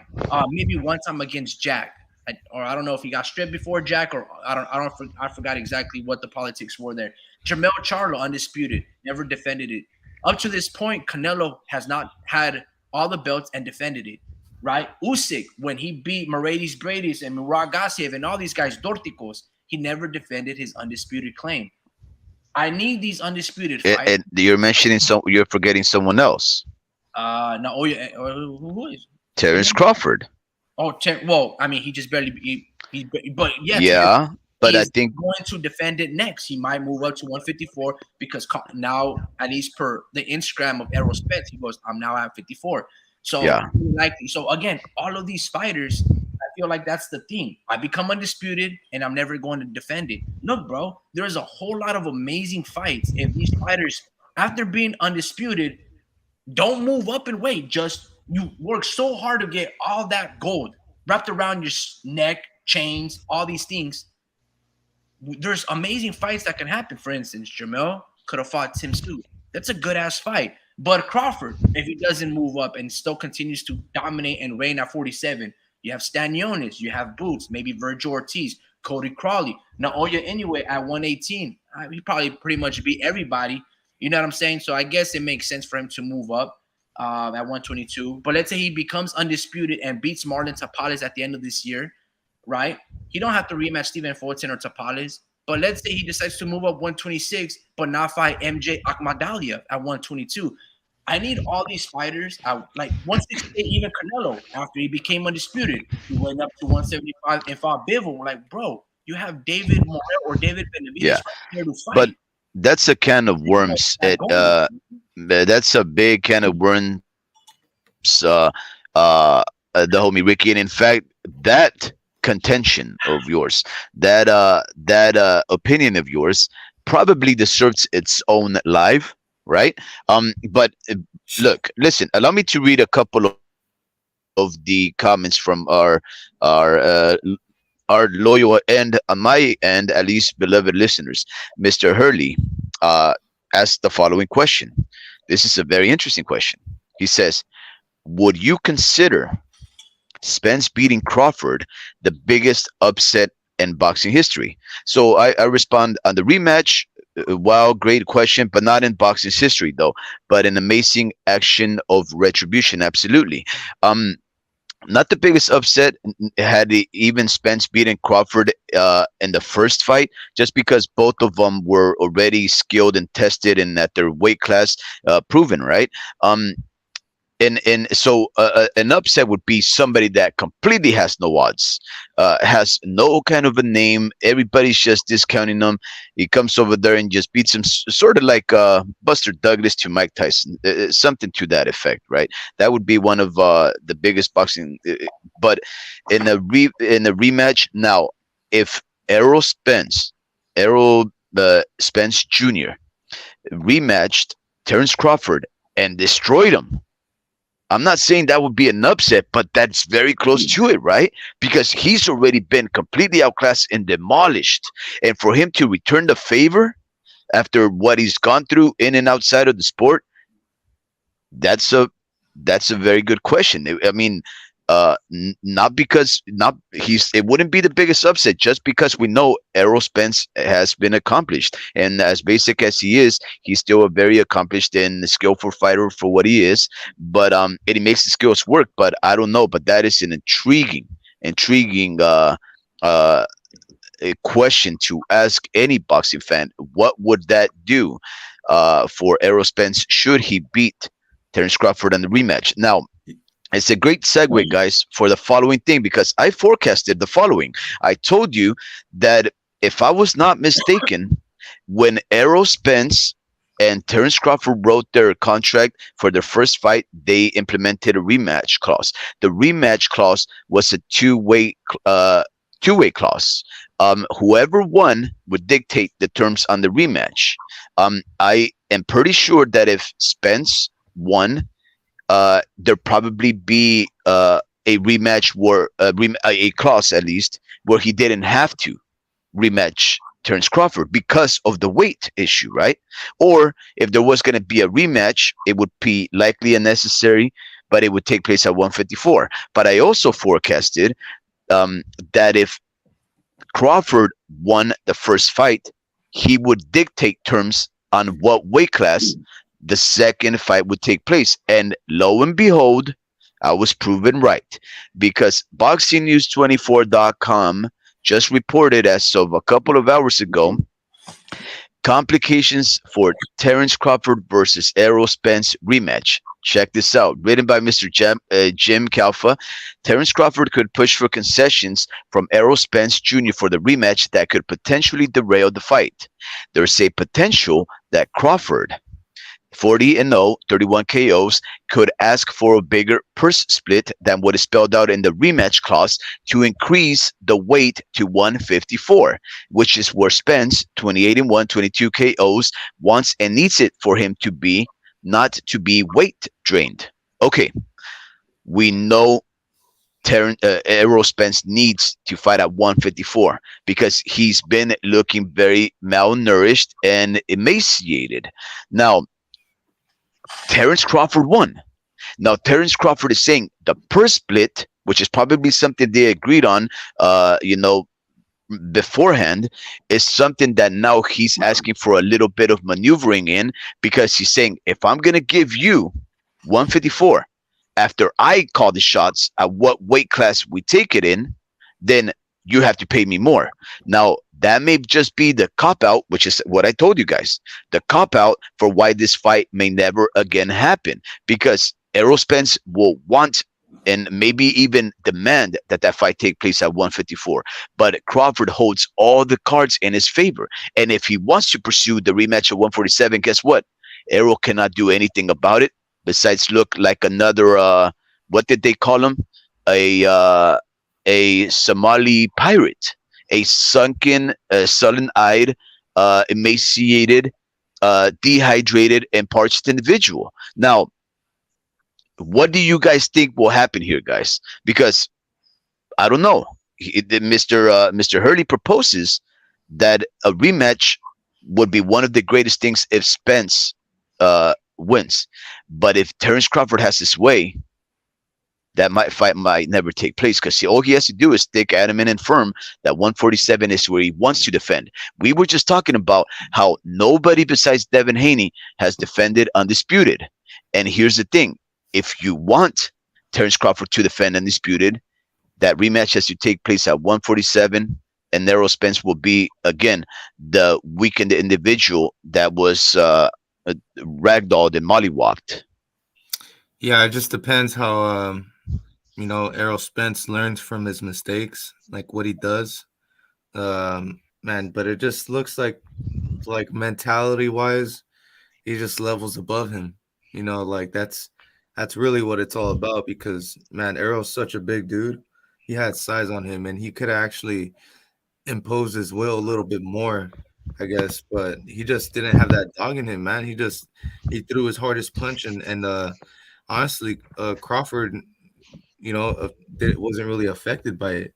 I mean, he did kind of move a little bit, but I mean, he just went back to his defense, so that defense was tight. It was impeccable. It was generational. You're not going to get that defense, that type of defense, that type of discipline throughout a whole fight. Literally the whole fight, he was A1, with his hands up the whole time. And Spence is gonna want to deal with that at 147. Pretty much gonna get the same results. What I mean? Unless he just puts his lights out. But you don't really come like that. He really just he really just adds the pressure, and he just come forward all the time, and that's the thing. I think it's more of a style fight, because he just comes forward all the time. He's there to get hit, and how is he gonna get better at doing that? I mean, what's his name? Horn was kind of doing that. But I mean, I don't know, man. He always Terrence Crawford always comes out to the occasion is a thing, and even if Errol Spence fights a better fight, because he did win that first round. But it was just kind of like, Terrence was really just trying to fill him out. And he said, "That's it. That's really all you got." And he said, "All right, I'm coming in. I'm coming in now because you're not a threat to me." And just whatever Errol got to fix, he's gonna fix. But maybe it'll maybe he'll lose by unanimous this time. But Terrence How, is how just about too sharp. how about you, homie Ricky? Is there anything that Errol Spence must absolutely work on for him to even have a shot, whether it's at 147 or 154? But obviously, he has to change his lifestyle because we've criticized my favorite fighter at 147, Errol Spence Jr., as an individual that does not live the fighter's lifestyle. But is there anything that you can see uh, and Terence Crawford that Errol Spence can work on to make it a bit more competitive? Because right now it almost sounds like everybody's throwing everything, against the wall to see what sticks. And I've even heard that some individuals are thinking Money Mayweather should be the trainer for Errol Spence Jr. And I don't even understand how anybody could imagine that. I don't think Mayweather has ever been a trainer for any fighter in the sport at all. Maybe the father, Floyd Sr., maybe his deceased uncle. But but Mayweather can maybe give him some strategies or point out the mistakes, if any, of Terence Crawford, and maybe especially his own mistakes, and say you got to work on these. I think as a strategist, as somebody that can look at video and give him some pointers of what to work on, I think so. But as far as a person that can enthuse another to get up every morning to work on these things diligently and earnestly, the guy to implement, these ways on how to become more sharper and instinctual. I don't think Mayweather has that. Yeah, I think he just has he's gonna go off of what he knows. I mean, obviously he's gonna go off of what he used to do as back when in his days. But I don't think Errol, even if he would give him the blueprint to out to as to how he would actually approach training and approach training camp and how he would live his life and all that. Like, I don't think Arrow even has that type of drive that Floyd used to have, because that's what Floyd's gonna do. He's just gonna give him instructions as far as, like, training and all this stuff, because that's his formula. Yeah. He trains other he kind of lightweight trains other fighters. His fighters that are signed to him, but Hmm. he pretty much has a blueprint. But I mean, it's not gonna work unless you don't have the drive, Yeah, the to do it, dedication. the I don't dedication even that he think did it. I don't You know, even Hold think on, 'cause- hold on. Mayweather Let drinks. me ask a couple of let me answer a couple of you guys' questions because I think you guys are wrong, bro. we're And always wrong. first and Yeah, foremost, we're always wrong and you're always right.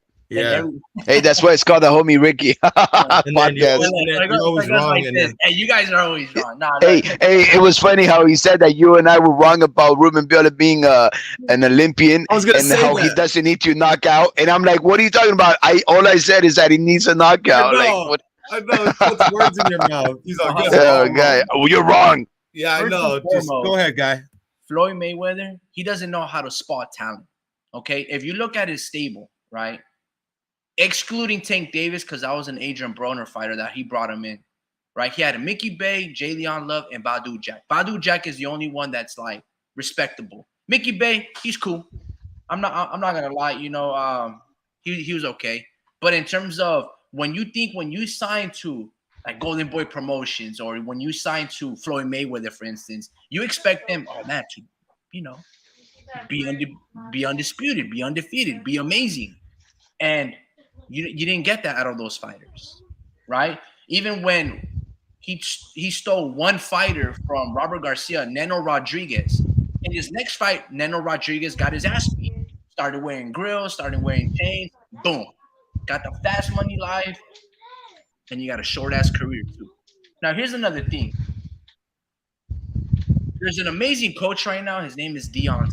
I'm gonna deviate from it, but as I speak and I bring it all together, it's gonna make sense. There's a senior and a player named Deion Sanders, right? He went by primetime, played for the Atlanta Falcons, Niners, Cowboys, won a Super Bowl with pretty much every single team that he flip-flopped across. Hall of Famer, played dual sports.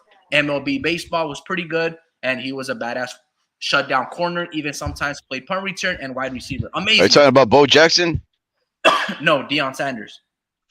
And now he became a coach, right? And they call him Coach Prime, right? And he coached HTC, which is a historically black college university or something like that. And he did very well there. And now this year he got picked up by Colorado State, and they're 2-0. The reason I bring all this, and he's coaching now college players, and he's doing amazing things. Have you guys ever seen that movie by Samuel L. Jackson, Coach Carter? That's kind of like Deion Sanders, how he goes about influencing and building a culture and building black men, essentially.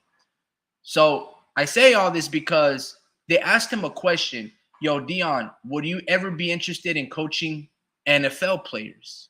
And he said no. Their egos and we're not really going to get alike. They don't like to listen. They're millionaires. I don't think I can get to those minds like I can get to young college students. Okay? Same thing with Floyd Mayweather. In fact, he has Coach Prime understands who he is and what he's willing to. Right? Floyd Mayweather has always made their fighters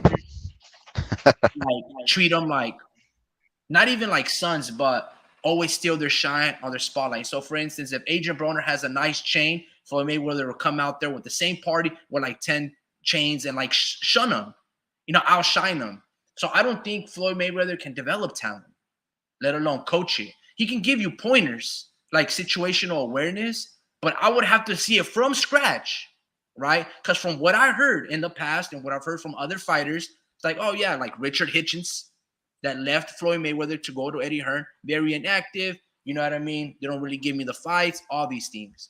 So not only is it very difficult to teach and develop fighters, right? Train, right? A whole different it also takes a very and symbol of being grateful and humble to have them be the spotlight and not compare yourself and always try to outshine them. And that's Floyd's biggest problem. He's done it with Tank. That's why Tank over left. Everybody hears, oh, they're always Mayweather's shadow type of thing. That's how he kind of like. So I don't think so, bro. I don't think he can be a. I don't think Errol Spence needs Floyd Mayweather because Floyd Mayweather has nothing to offer Errol. Honestly, here's the thing. You guys got to look at it like this. So that's your guys' Floyd Mayweather thing. I think that's absolutely ridiculous. 3 heads or 4 heads are better than 1. Derrick James is one man coaching 6 top-tier fucking fighters, contenders, right? Bud Crawford has 3 trainers, essentially only training him. Now he's just training Chris Eubank Jr. as well. But it's essentially Isao, Bomac, and Coach Red or Coach Brett. I don't know. I forgot what the other coach's name is. So there's 4 brains, including Bud Crawford's own brain, because he's the ultimate person that processes it. It has to be mental and has to be applicable in terms of what he's being taught against essentially Derrick James. 3 trainers are going to beat Derrick James. They're going to have more time to study, more things to implement, and they're always going to keep it fresh and Bud Crawford to be able to implement certain type of game plans. Look, for Errol Spence to beat Bud, one of the things that Errol has to do is he looked light on the ass. He looked very small. His punch resistance was not there. His timing looked like shit. He's got to fix those things. So he's got to add a lot of muscle, a lot of rehydration after the fight, and he's got to be bigger than Bud at one point because you're not going to be better than him at his footwork in terms of being athletically light on your feet, and he's not going to be faster than them. So you have to at least win one aspect and be bigger than him, like physically bigger, which means you have to somehow be physically stronger. 2, you have to have a better strategy than only being cutting off the distance and throwing a million combinations. That's not going to happen. Bud can take that away. He punches in between. He'll stiff arm you, or he's not just going to be there and lay punches like Ugas did with like 6 unanswered uppercuts. Bud's not going to do that. So can he change it around and have a great road of redemption? Absolutely, bro. Absolutely. But it's going to take proper sparring partners. Like he might need Tank, he might need Erickson Lubin, he might need Demetrius Andrade, all southpaws, all athletic. One, Tank has a lot of pop, so he can, in terms of that stunning power that Bud has, maybe Tank can have that. The stature of Erickson Lubin can emulate Bud Crawford, and then the awkwardness to be able to bounce on your feet like Andrade and those long arms like Crawford. You need all those three, and that's essentially Bud Crawford. Bud Crawford can embody all those three fighters, and he's just one dude. So can Errol Spence pull it off? Maybe. It'll be like the same thing. Can Joe Joyce pull off the upset against Zhilei Zhang? Absolutely. It just starts with a different understanding and just thinking everything that you know about boxing, throwing it out the gate and starting on a brand new slate, brand new way and more experience, better timing. So a lot of things can happen. I don't think Errol is going to be able to do it immediately, enforcing an immediate rematch. I think these things take time, couple months, a year maybe.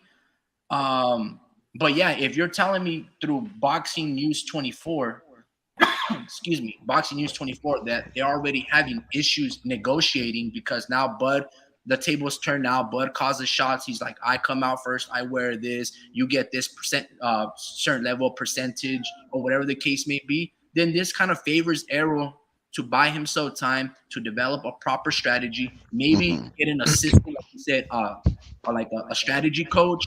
Maybe Manny Robles or maybe a Ronnie Shields. Let's say he has Ronnie Shields, Manny Robles, and Derrick James. Now you're fighting fire with fire. Now you're fighting brain power and fucking experience and going up against Crawford the way he's going about with his 3-4 trainers. So you can match the intelligence, because one of the things that Bud is, he's intelligent, and Bud is willing to walk away from the negotiation table if shit is going not his way. He did it, and he fought David Avanesian. Errol can do the same thing, pull out, fight somebody else, then come back to the tables versus Bud Crawford. That's the proper way to do it. But again, I don't know. I don't really care too much about that situation because there's amazing fights happening this Friday, and I'm all for it, man. Yeah, go for it, Drew. I was gonna say I'm more excited about the Friday fights. Damn, I'm hearing my own echo. Damn. Damn it. Well, okay, so this is a good moment to mention that the Friday night fights on Top Rank are not the only fights taking place on that evening. In fact, for those that aren't subscribed to ESPN Plus or do not have any kind of television programming, for those that aren't subscribed to the Zone application, so that you guys will miss out on the Golden Boy fights on Saturday. First off, I don't know what you're doing with your life.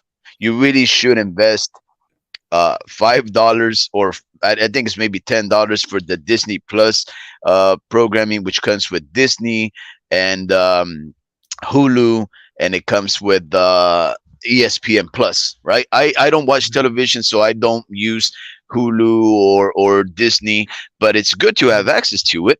But ESPN Plus is definitely a part of that package for like 10 or 12 bucks. The Zone is a little more pricier. It's $200 a year if you just pay in one fell swoop, $25 a month if you pay otherwise, which is what I do. I pay $25 a month. I've been doing that since their inception.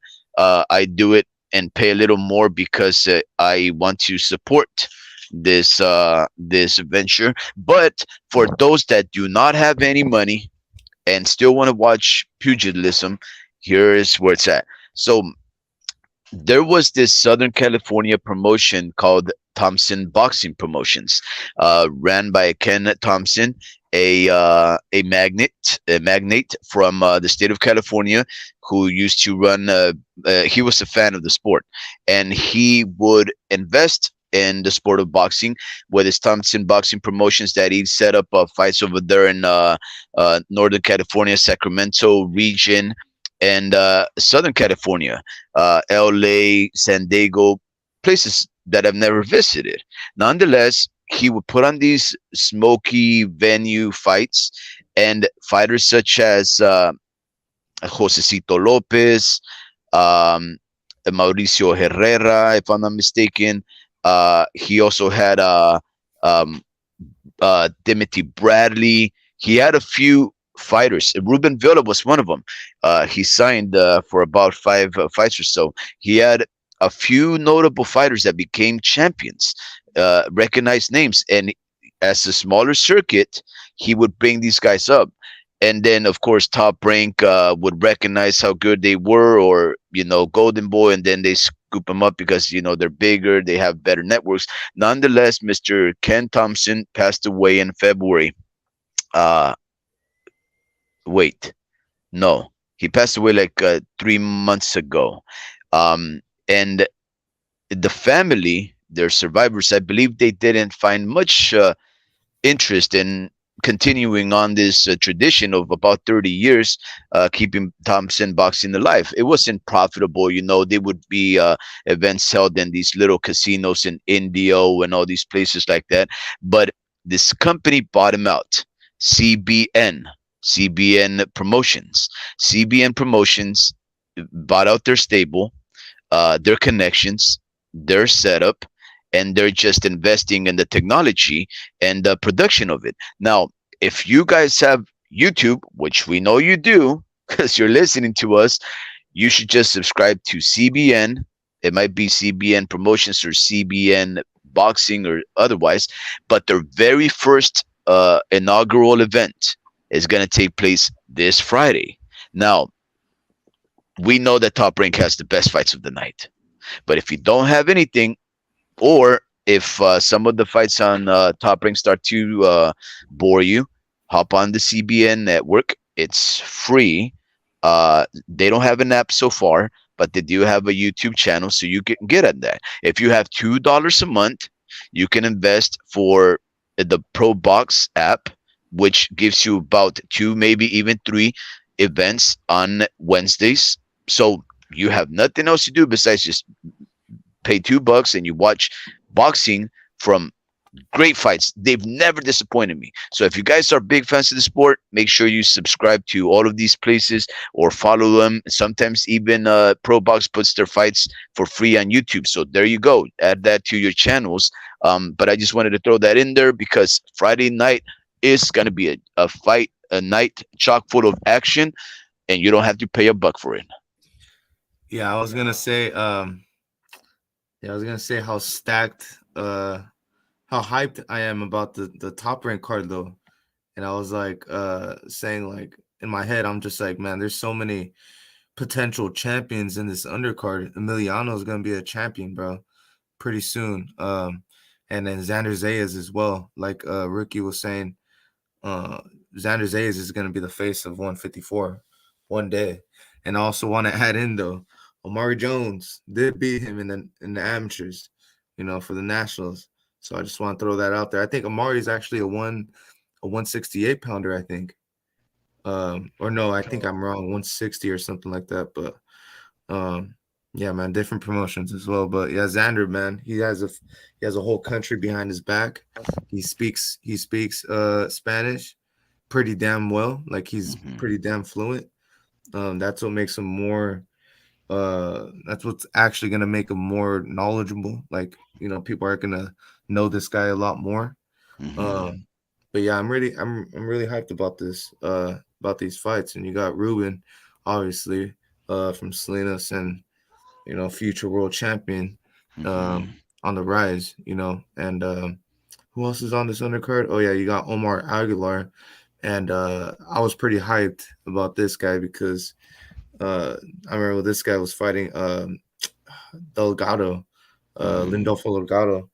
El Pitufo, right? Yeah, and they were both undefeated. I was super hyped for that fight, and seeing him, he wasn't really. I mean, he was losing the fight, but I'm saying, I think he even got knocked down in that fight as well. But this guy, man, he's a dog, man. He's a dog. Even though he lost, he's still, a tough dude to get through. I'm hyped about that one as well. And then who else? Yeah, I think that's it, right? I'm pretty much named 4 fighters right there. Yeah.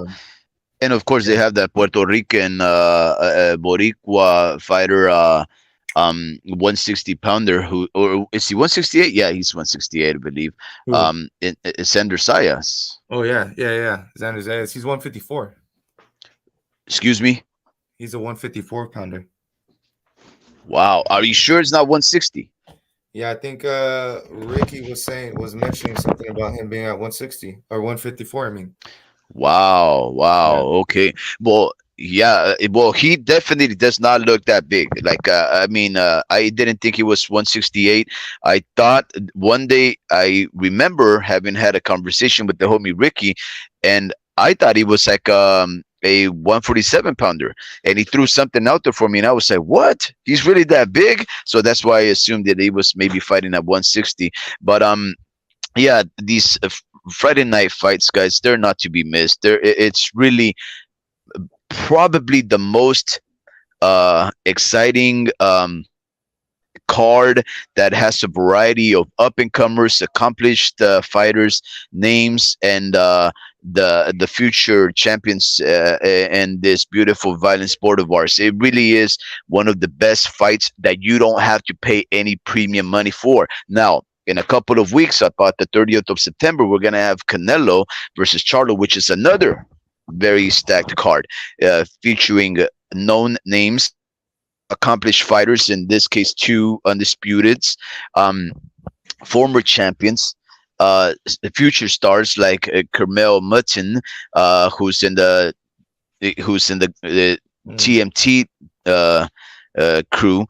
Supposedly, this is going to be the next Javante Tank Davis. He looks to be the part, and he's going to be fighting a Leo Santa Cruz fighter who is 3-0, and I think three knockouts. you heard And what he was saying, right? He was saying that, oh, I'm gonna beat this guy. I was like, damn. He's like already coming out and saying that. well, he's been well trained by Floyd Money Mayweather. He's gonna say that, and Mhm. to tell you the truth, he probably believes it. This is probably not hype. He probably sees 3-0. That's all you got. I'm probably fighting guys with 102 and still beating him. So I ain't tripping. Carmel Mutton looks to be the goods, but we'll see. He's coming hard and strong, and hopefully he's proven to be the goods. I think he will look very good, but I would never discount any fighter from Leo Santa Cruz's camp, because we know Leo Santa Cruz, regardless of the fact that the homie Ricky is not a big fan, we know that boy. He Yeah, comes to fight. yeah, the way they train, they drill, like they work out, and they keep doing the same stuff for for like an hour straight, you know, just nonstop. And I'm like, damn, dude, these guys are really like old fashioned. Uh, yeah, that's why Leo Santa Cruz is so damn skinny, because that dude, all that dude does is fucking work out and barely eats. Yeah. Look, Mr. Adam Hurley says I need to get that ESPN Plus, but I'm kind of strapped right now. You know what, Mr. Hurley? For the most part, everybody in my circle is strapped. Some less than others.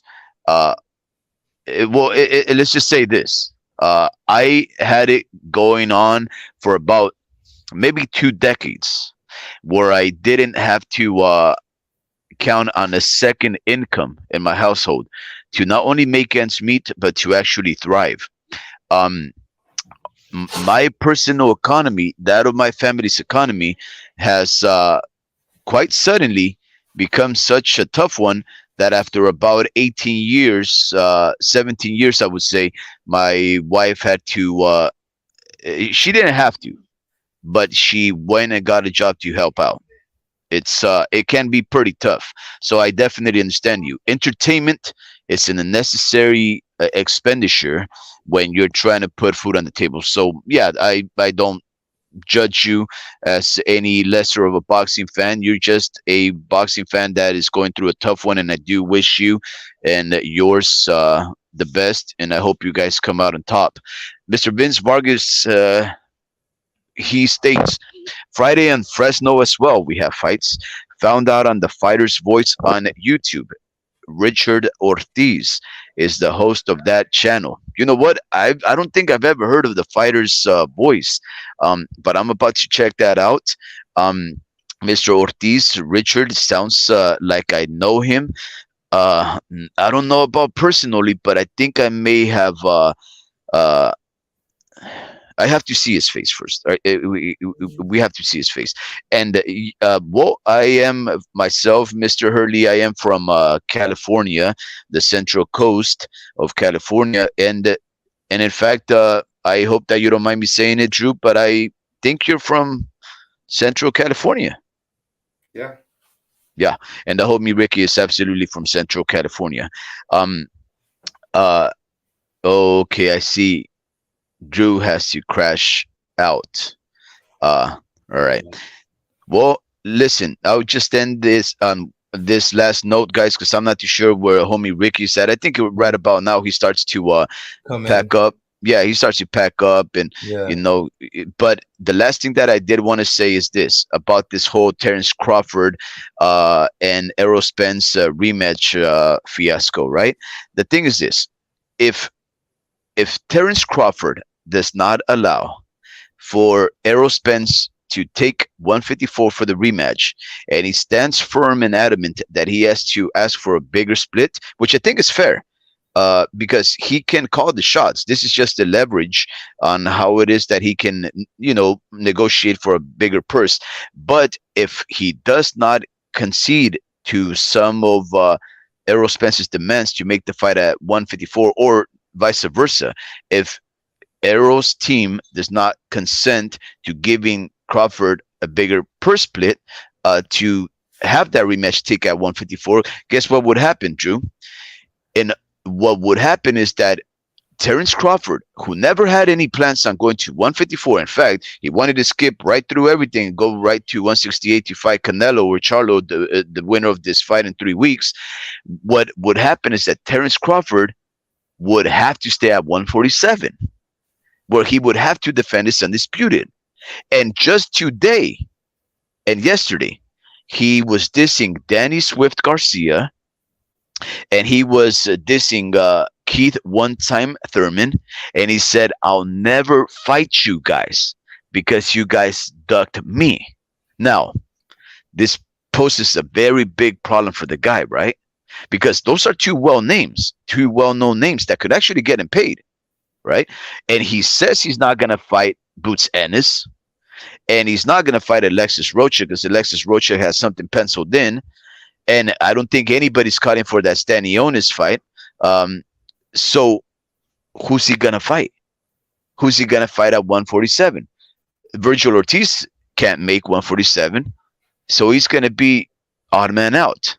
He's gonna be a wallflower watching all of these guys move on to other fights, go on with their career, and whose fault is it gonna be? Him, because instead of playing the being the better man and saying, you know what, you guys were being petty to me when you guys ducked me, Danny, when you dug me for 3.5 million, when your dad decided to have you fight Rod Salka, bring him up to weight classes so that you can fight little boy Rob Salka.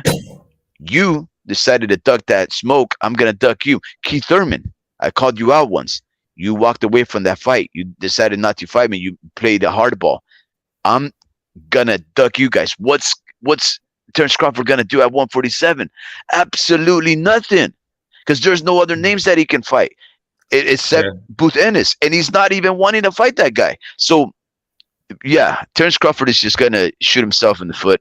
He's gonna shoot himself in the foot, and if he decides to go to 154, who's he gonna fight? I mean, Fundora, which is a great fight, by the way. I don't care.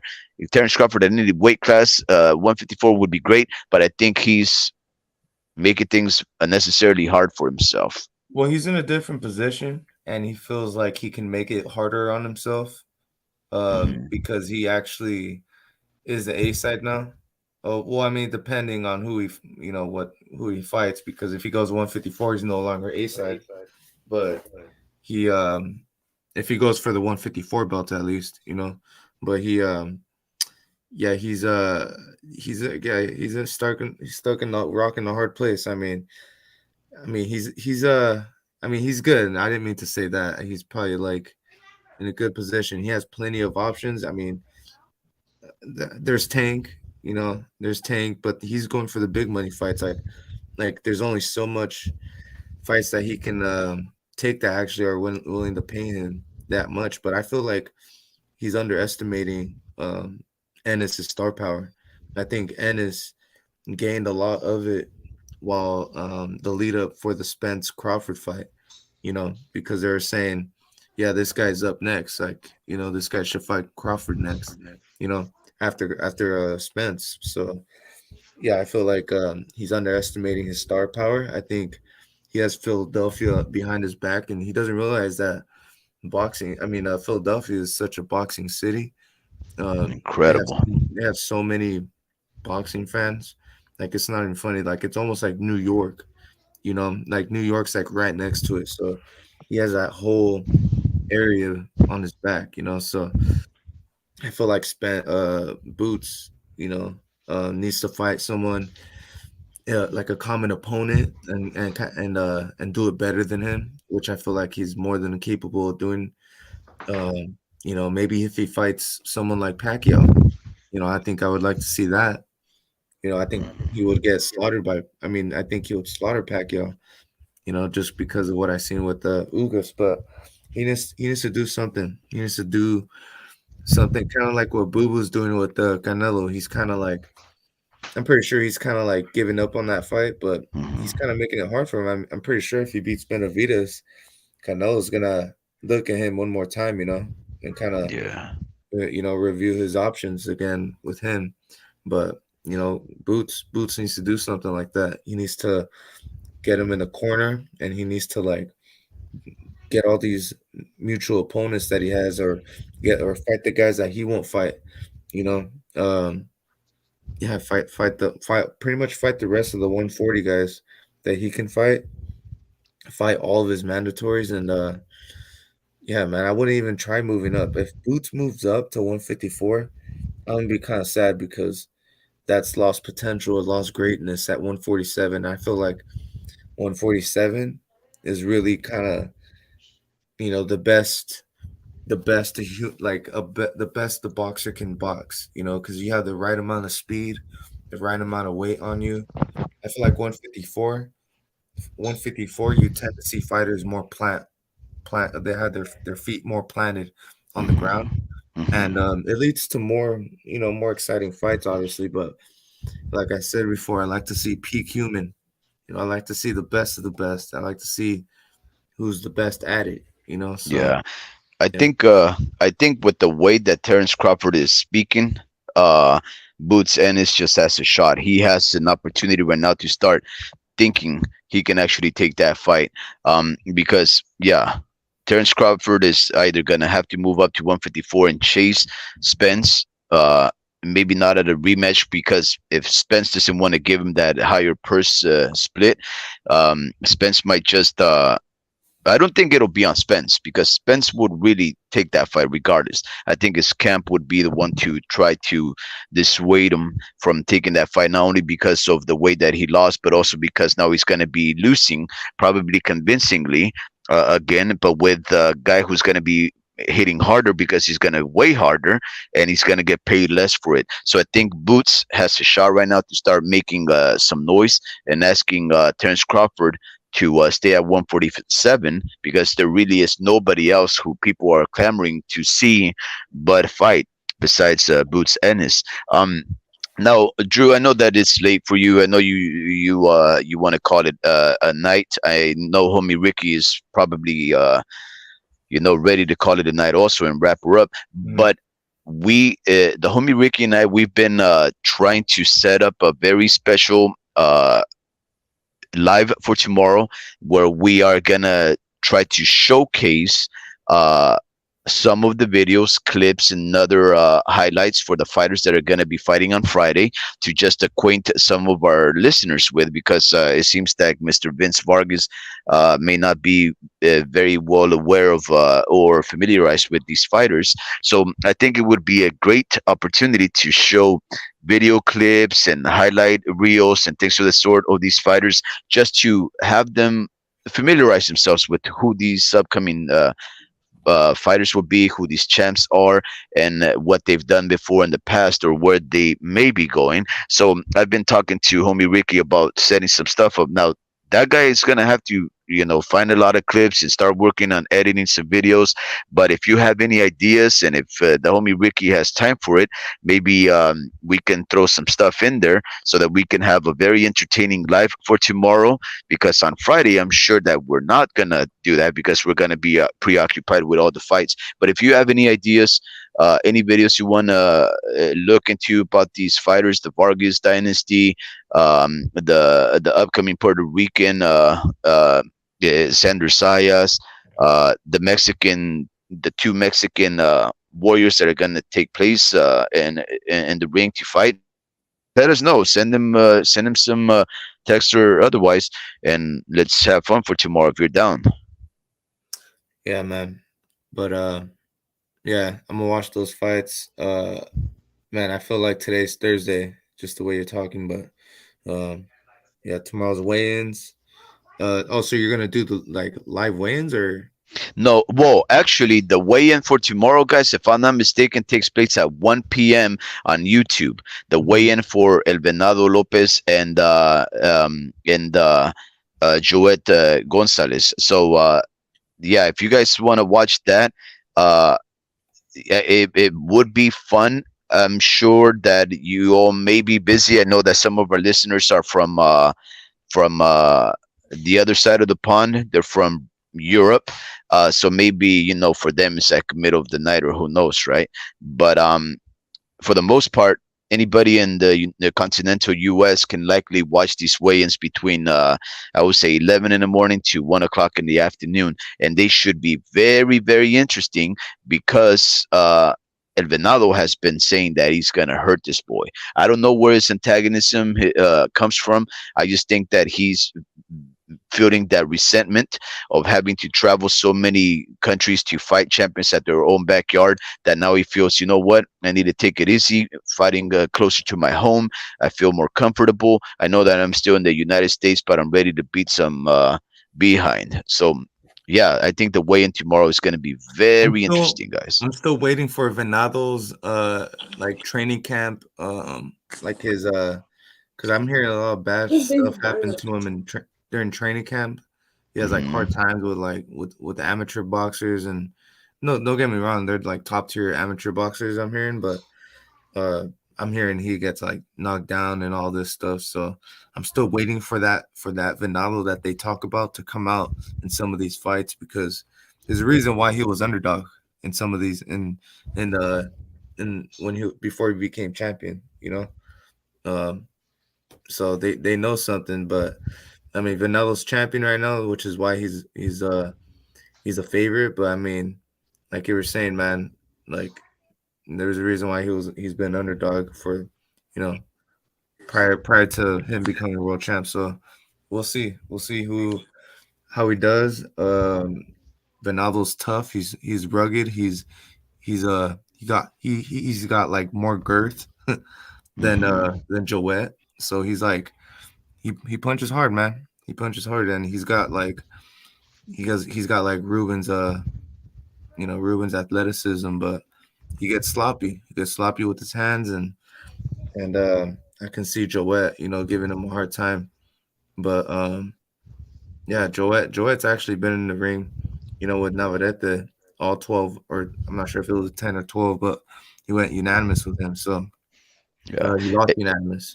So yeah, he's a tough fighter. So I feel like it's gonna go the distance, but I'm not sure if Joet losing to Venado will improve Ruben Villa's chances of becoming world champion. But if it does, then I'm pulling for Joet. But I see Venado winning, and then I see that rematch happening. Yeah. But we'll see. We'll see. That's what they're building up, the rematch for Ruben to get this shot, strip the belt from the Mexican El Venado Lopez. I think we've talked about this, right? This is another El Venado. This is going to be a very dangerous threat to Ruben Villa. Ruben Villa, beat him convincingly I don't think there was much controversy there. Venado was, of course, game, but we know who won. No Yeah. controversies there. And I But think Ruben gets mad when people say he posted something recently. He said it's not Villa, it's Villa. Because they said something. They said Villa on a oh yeah, you know what? And to tell you the truth, I know how to speak Spanish. I know it's Villa. I know it's Villa, but he's been but calling people out. oh yeah, okay. Well, I'm sorry. I didn't mean to. I'll say it, Villa. I love that though. I love it because most American-born people from Mexican lineage, they do forego using the double L, which sounds like a Y in Spanish, and they will say like L, right? Like Castellanos instead of Castellanos. Hey, good for Ruben Villa. I respect the guy. If that's how he prefers to be called, I'll call him Ruben Villa. I have no problems with that. But I do agree, Drew. Tomorrow's Friday's fight is set up so that Ruben could win and ask for the rematch versus El Venado, who he's already beaten. But again, this is a different El Venado. This is a dangerous El Venado. And I don't think the fights that Ruben has taken recently are helping him to prepare for a rematch with that guy. They should have matched him a little harder, but whatever. No, he's sparring. He's sparring in at the Top Rank gym. So I think he's getting quality work. Absolutely. Yeah, I think he's getting quality work.